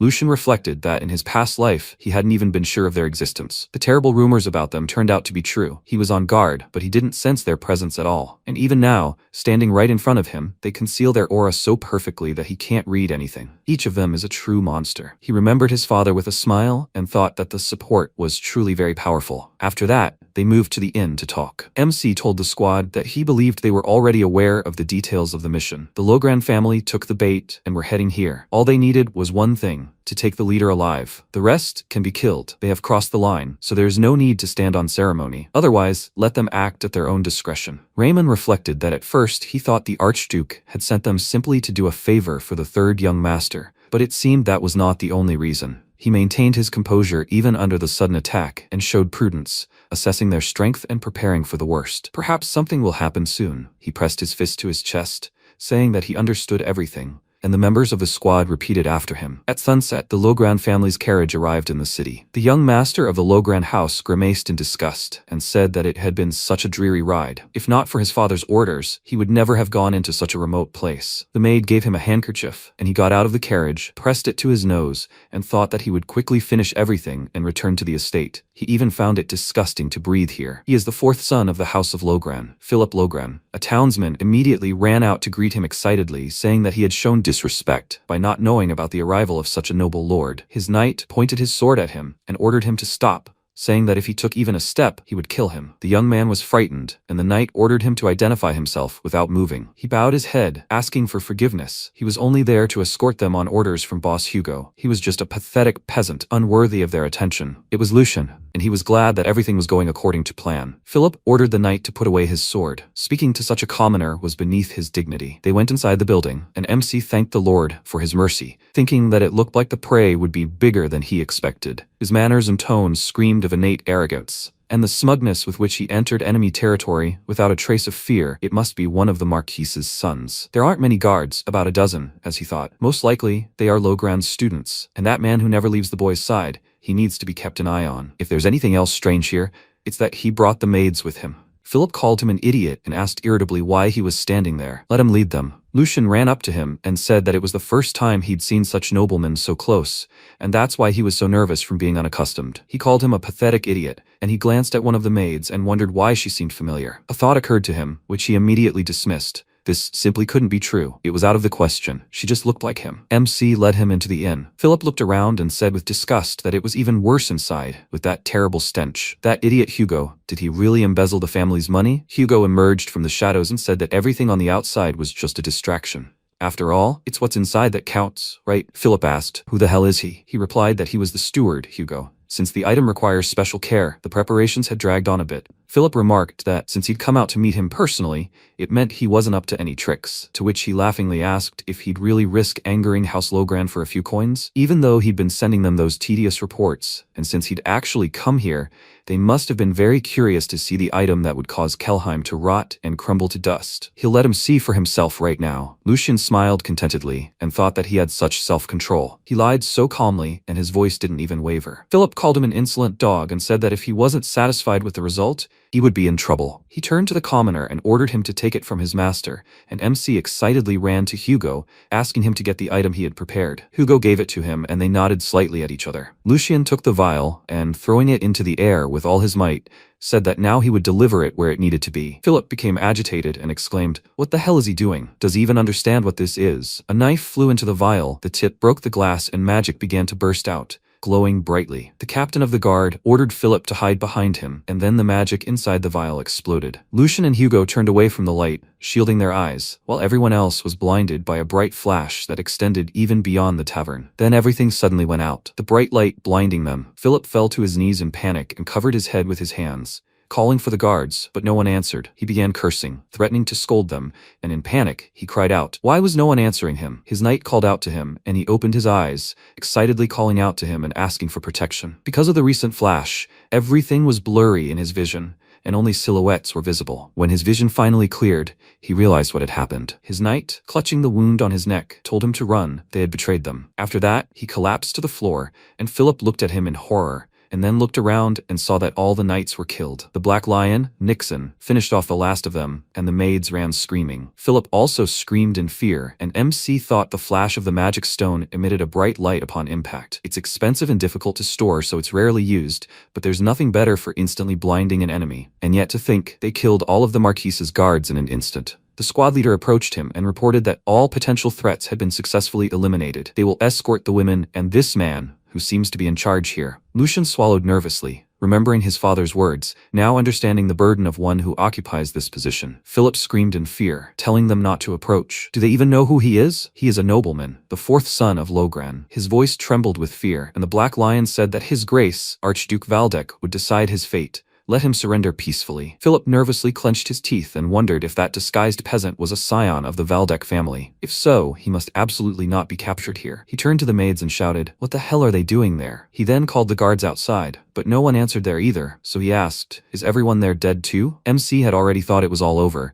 but suddenly Philip called out to Felicia, and his gaze immediately changed. Philip said that he allowed her to take the sword, that she could handle it. Felicia gently pushed the maids aside, walked up to the sword, kicked it up, and deftly grabbed it. Lucien thought it couldn't be. The same face and a similar name. Even her aura changed the moment she took up the sword. The sword demon Felix. Was it really him? Philip immediately threw himself at her feet and, grabbing the hem of her dress, began to beg her to get him out of here. If she does this, and he does everything she wants, he promises, no one will reproach her again for her mother's low origins. She remained silent, and he asked her to say at least a word. Didn't she exist to protect him? She ordered him to shut up if he wanted to live. She confidently pointed her sword at the enemies and added that she was already sick of his stupidity. Nixon said it was incredible. Just think. He was hiding behind a woman, having lost the last drops of pride. He turned to her and said that he respected her will to win, but she should not rush to certain death for the sake of foolish bravado. This is the mercy he shows to a woman and a child. She remained silent, and he understood the choice she had made. After that, he reached her in one lunge, pointed the tip of his sword at her face,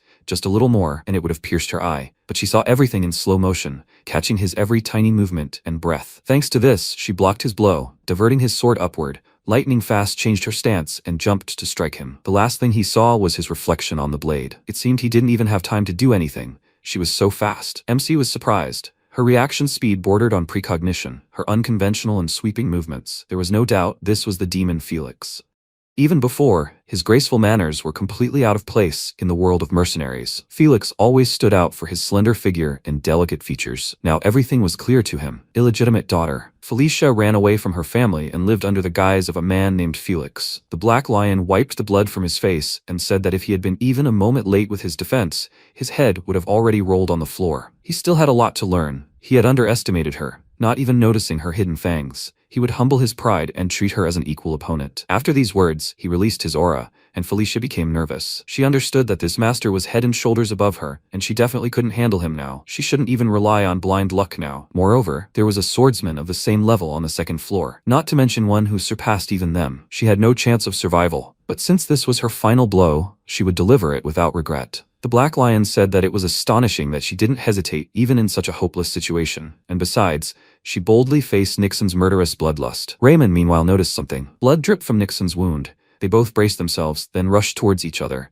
their gazes and blades clashing. But suddenly Lucian ordered them both to stop. Because of this, they were distracted, and Nixon immediately retreated, and MC firmly said that this was enough. He would not tolerate any more bloodshed. Nixon was indignant. After all, he himself gave them complete freedom of action. If they left her alive, she would become a serious threat to House Valdek. Lucian asked, had he forgotten who granted him this power? He understood his concerns perfectly well. But if they continued, someone would inevitably die. He approached Felicia and introduced himself to her, saying that as the person in charge of this mission, he wanted to make her an offer. They would settle this matter with a duel. If he lost, he would allow her to leave unharmed. But if she lost, she would have to lay down her arms and surrender. He smiled confidently, and she was surprised that he would offer her such a thing. Philip exclaimed, why was she hesitating? Let her quickly agree to his proposal. The only thing she needed to think about was his safety. Didn't he feel at all sorry for his brother, who was forced to endure such hardships because of these incompetent idiots? Let her prove to him that, unlike them, she was truly useful. Let her prove to them that she was different from her mother. She clutched her sword, not daring to object, but MC ordered him to shut up. They were not the kind of people a scumbag like him could speak about so frivolously. Let him no longer insult those who died trying to protect him, nor Felicia. If he continued yapping, he would rip out his tongue. He addressed everyone present and declared that he took full responsibility for the outcome of what was about to happen. Even if by some chance he lost,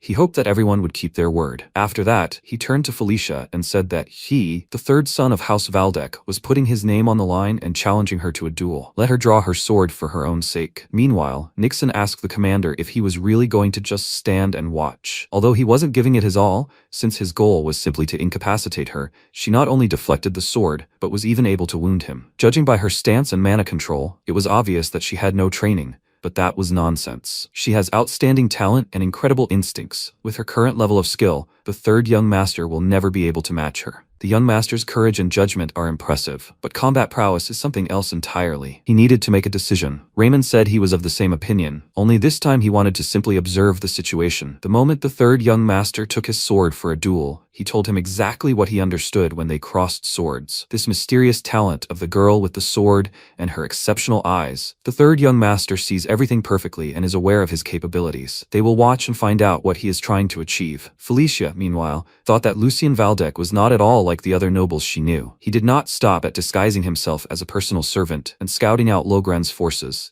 He himself was entering a seemingly unnecessary duel. She cannot fully understand all his true intentions, but she is sure of one thing: he is no match for her. She pursed her lips and said that she will never forget his mercy. Since he gave her, a simple servant, a chance, if she defeats him, she will accept the shame and quietly leave this place. He said that if he wins, she will go with him to Kelheim. It seemed she had already made up her mind. She confidently pointed her sword at him, and he did the same. She didn't want to leave him with any unnecessary wounds, and thought about incapacitating him with one blow, after which, her gaze changed and she rushed into battle. She jumped up, swung her sword, already thinking that this was the end, but then her eyes widened in surprise. He blocked her blow. He swung his sword, forcing her to retreat, and she thought that the young master's breathing and reflexes were completely unable to keep up with her movements. So how did he manage to block her sword? Before she could notice, he was in front of her, and she managed to block the blow. MC began to press her, and thought that she was probably completely stunned due to the situation she was now forced into. She was exhausted due to the endless mana control during the fight with the Black Lion. Even if she saved some strength just in case, the gap between her and him was too great now. But he knows her better than she knows herself. Her habits, her weaknesses, and even the trajectory of her sword. Their past encounter was brief, but they fought fiercely with swords and learned a lot from each other. If there's someone his body remembers perfectly, it is her. At that moment, the broken part of the sword flew into the air, which amazed everyone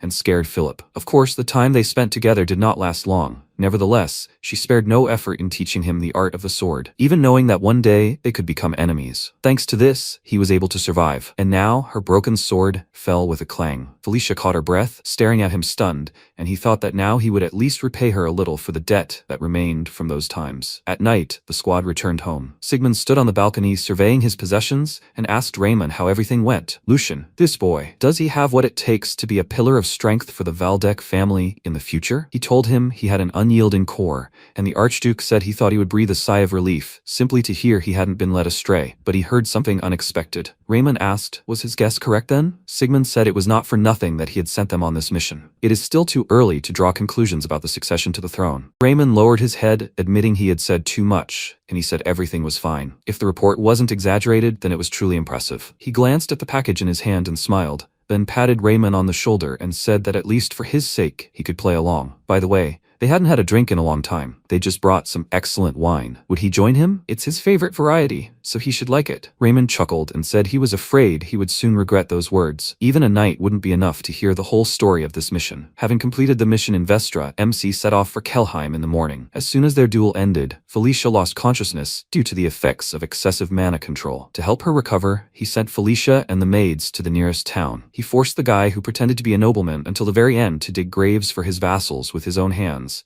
hoping that he would understand the weight of the lives he had taken. He closed his eyes, enjoying the sun and the breeze and the silence, which was quickly broken by Philip. He shouted at Hugo that he would not forgive him for this. Does he think he will survive after daring to betray them? He called out to Lucian and said that he demanded to be treated as a prisoner of war. How could a son of House Logran be treated like this? Did he really want to make their house his enemy? MC glanced at him with disgust, realizing that he still hadn't realized the gravity of what he had done, and said that he would give him one piece of advice. If he wanted to live even a little longer, he'd better watch his mouth. This was a place where even his powerful father wouldn't dare to tread, because this was the heart of Valdek, Kelheim. They finally arrived in the city, and as soon as the gates opened, he saw something unexpected. People lined the road, greeting and praising him for exposing the atrocities of House Logran and capturing their leader alive. Everyone greeted him with smiles and joy. Hugo was confused and asked, "What the hell is going on here?" Lucian chuckled quietly and said that he had indeed asked in his letter for the opportunity to expose the atrocities of House Logran, but it seemed his father had decided to support him fully. He turned to Hugo and told him to keep his head up and accept this. This was his first major achievement. They passed by people showering them with thanks, and Sigmund watched from the tower. He said that it seemed he too was getting old,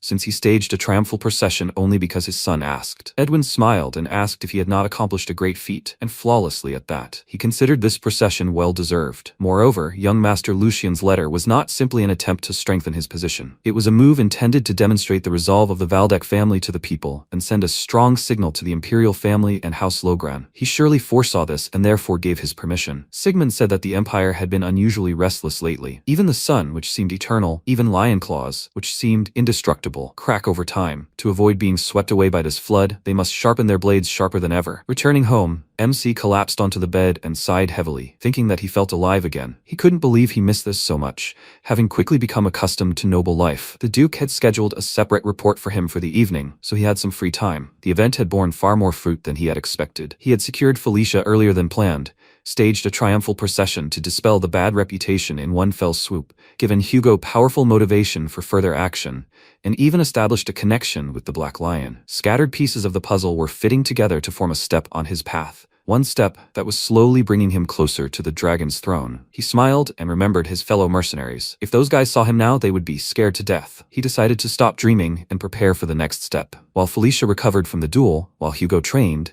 he decided to see what he could squeeze out of the Duke. He went to the dining hall, where Sigmund was already waiting for him. They began to eat, and he said that his first mission had been remarkably successful. They compared records and confirmed that the captured child was indeed the Marquise's heir. This is the most irrefutable proof of all. He did an excellent job. He was very happy and said that it was all thanks to him lending him the Black Lion's help. By the way, what will happen to Philip Logran now? The Marquise will not sit idly by to see his own child die before his eyes. The Archduke said that they will find out in time. Bernhard Logran is a snake man. He will not hesitate to sacrifice his own child for the sake of his family. One heir is enough for him to continue the line. Because of this, Lucian became nervous, and his father said that he had nothing to worry about.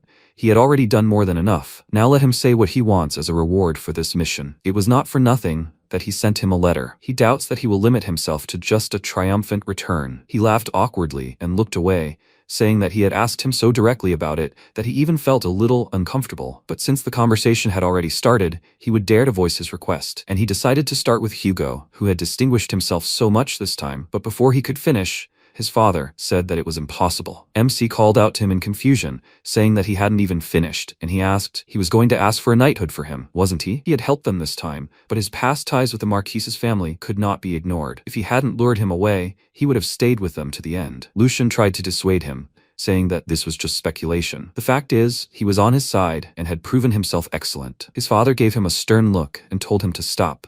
A knight must earn his honor himself by performing feats that no one can dispute. Does he really believe he has such qualities? MC looked down in disappointment. He knew he would say that, but it seemed like a final refusal. His father said that if he needed gold coins, he would give him chests full, and if necessary, he would provide him with a new name, but he would not become a knight. At least, not now. Lucian silently apologized to Hugo. They would have to wait for another chance. He did not argue with his father anymore and said that he was right. It seemed he had rushed. Sigmund told him in that case to ask for something else, this time not so exorbitant. MC grinned and said that then he would have one. Very modest request. Let him allow Felicia to meet with the Holy Swordsman. His father was very surprised by this request. Sometime later, in a prison camp, Felicia sat in the room and thought, this is not an ordinary prison, but a special institution for nobility. She was sent here with a servant, but they are fed and treated. What is their purpose? She remembered how she had been treated before and thought that maybe it was for the best. At least she had managed to escape from this hellish place. She remembered the duel with Lucian, how she wished she could hold a sword in her hands at least once more before she died. If she could dream of more, then she would like to fight him one more time. Although, of course, this was complete nonsense.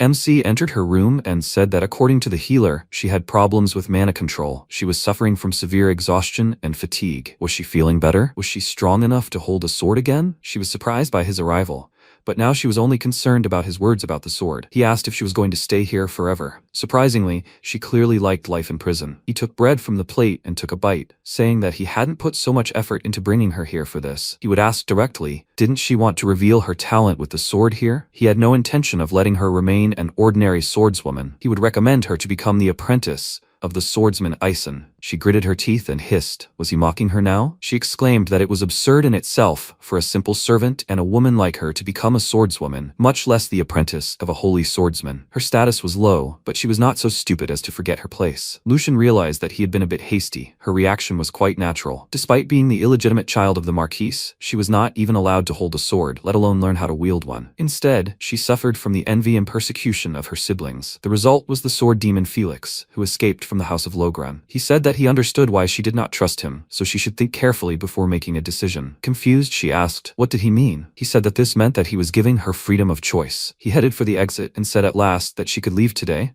So he would say only one thing, let her not give up the sword. She becomes herself only when she holds a sword in her hand. His words pierced her heart, because even her own family had taken the sword from her. She excitedly jumped out of bed and called out to him, asking if she really had the right to this. Could she devote herself only to the sword, throwing away everything else? He answered her that if her heart desired it, he swears on his name that she could do it. When he was still a mercenary, he asked Felix what his dream was. Others dream of living in luxury and honor, but for him, it seemed to him, everything was different. For him, becoming a knight was not a problem. Captain of the Knights, or maybe a noble title? He answered that he had never really thought about it, but if he could only wish for one thing, he would want to devote himself solely to the sword, discarding everything else. That would be enough for him. After that, MC went with her to the training grounds, where he saw his father. He approached him and asked him, confused, what brought him here? He answered that, after all, this was a meeting with the Holy Sword. Did he really think he would miss such an important event? He turned his gaze to the people he had brought, and they immediately bowed to him in greeting. Sigmund asked, so he is Hugo? He looked up at him with a worried look, and he said that he had heard that he had done well this time. However, his past sins were too great to overlook them for the sake of one merit. He immediately lowered his head guiltily and said that there was no justification for his actions,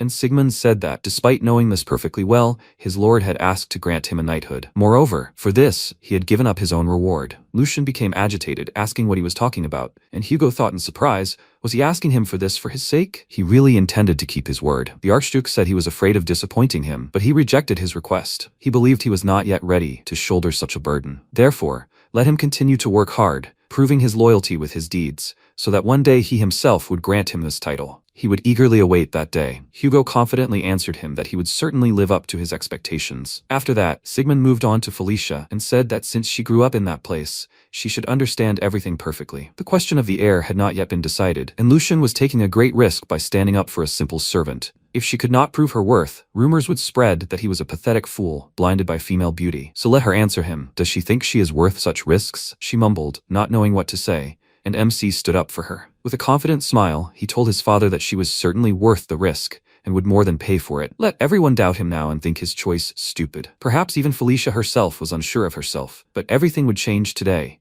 Soon everyone would understand that she was a true diamond, bound only by birth and gender. He turned to her and whispered, why was she frozen? Let her say that she was ready. While she spoke excitedly, he thought he had not been mistaken. The Grand Duke was waiting for them here for a reason. He wanted to personally see the vassals his son had chosen. As if wishing for a tailwind to support the first flap of his child's wings, he came here in person. The Archduke said that since he was so sure of it, they would now check everything. He went to the training ground and told them to prepare to meet the Holy Sword. Lucian bowed, thanking his father for his blessing. Eisen arrived soon after, stroking his beard with interest, and noting that not only the third young master had arrived today, but also his lordship. Sigmund said this was an important event for their family, and as a knight, he simply couldn't contain his curiosity. He asked him to judge her with all severity, without making any concessions for the sake of his son. MC said he wanted to ask him the same, otherwise their agreement with him would be meaningless. Eisen remembered what he had said and turned to the nervous Felicia, saying that since they both insisted, he would conduct the trial with all seriousness. He approached the girl, and her heart pounded faster with excitement. In front of her was indeed a holy sword.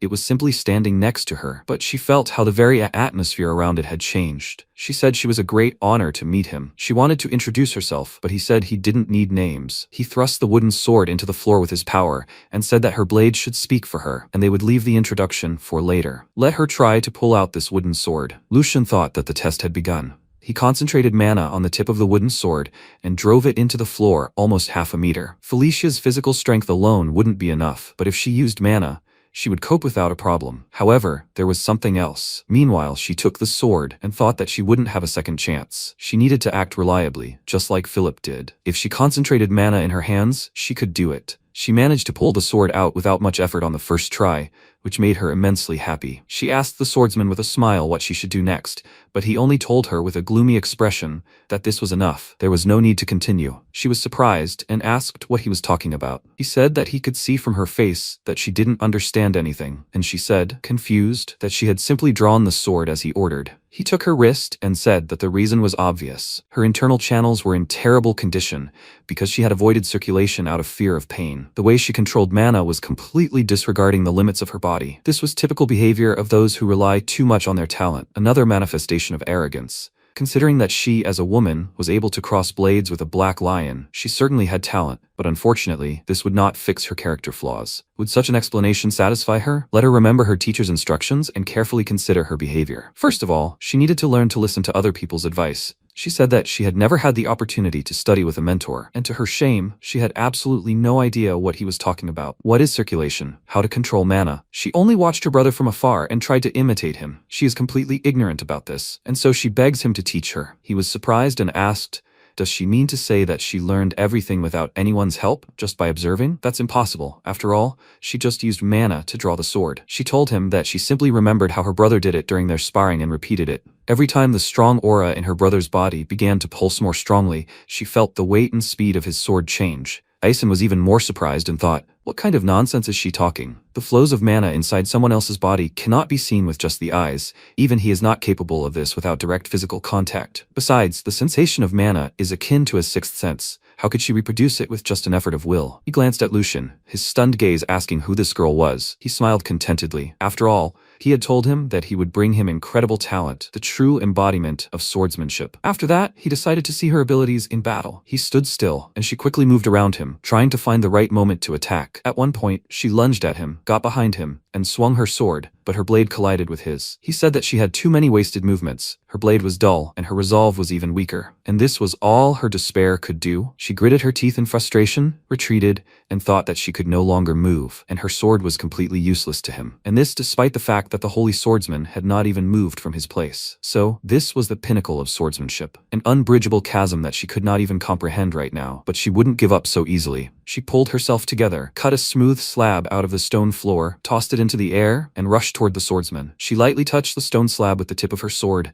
accelerating, and Eisen saw her fighting spirit, which didn't fade even in front of a wall. Freedom of thought, unfettered by experience. But that still wasn't enough. She needed to let it all out, all the resentment she was holding back. He waved his hand, drawing a smooth line on the slab, and it immediately broke in half, revealing Felicia. She rushed at the swordsman, but it was as if she were meeting a formidable beast, causing her to shudder. But despite his terrifying aura, she gathered her strength and swung her sword with a cry, causing the old man to smile faintly. A bright flash of light flashed across the arena from her strike.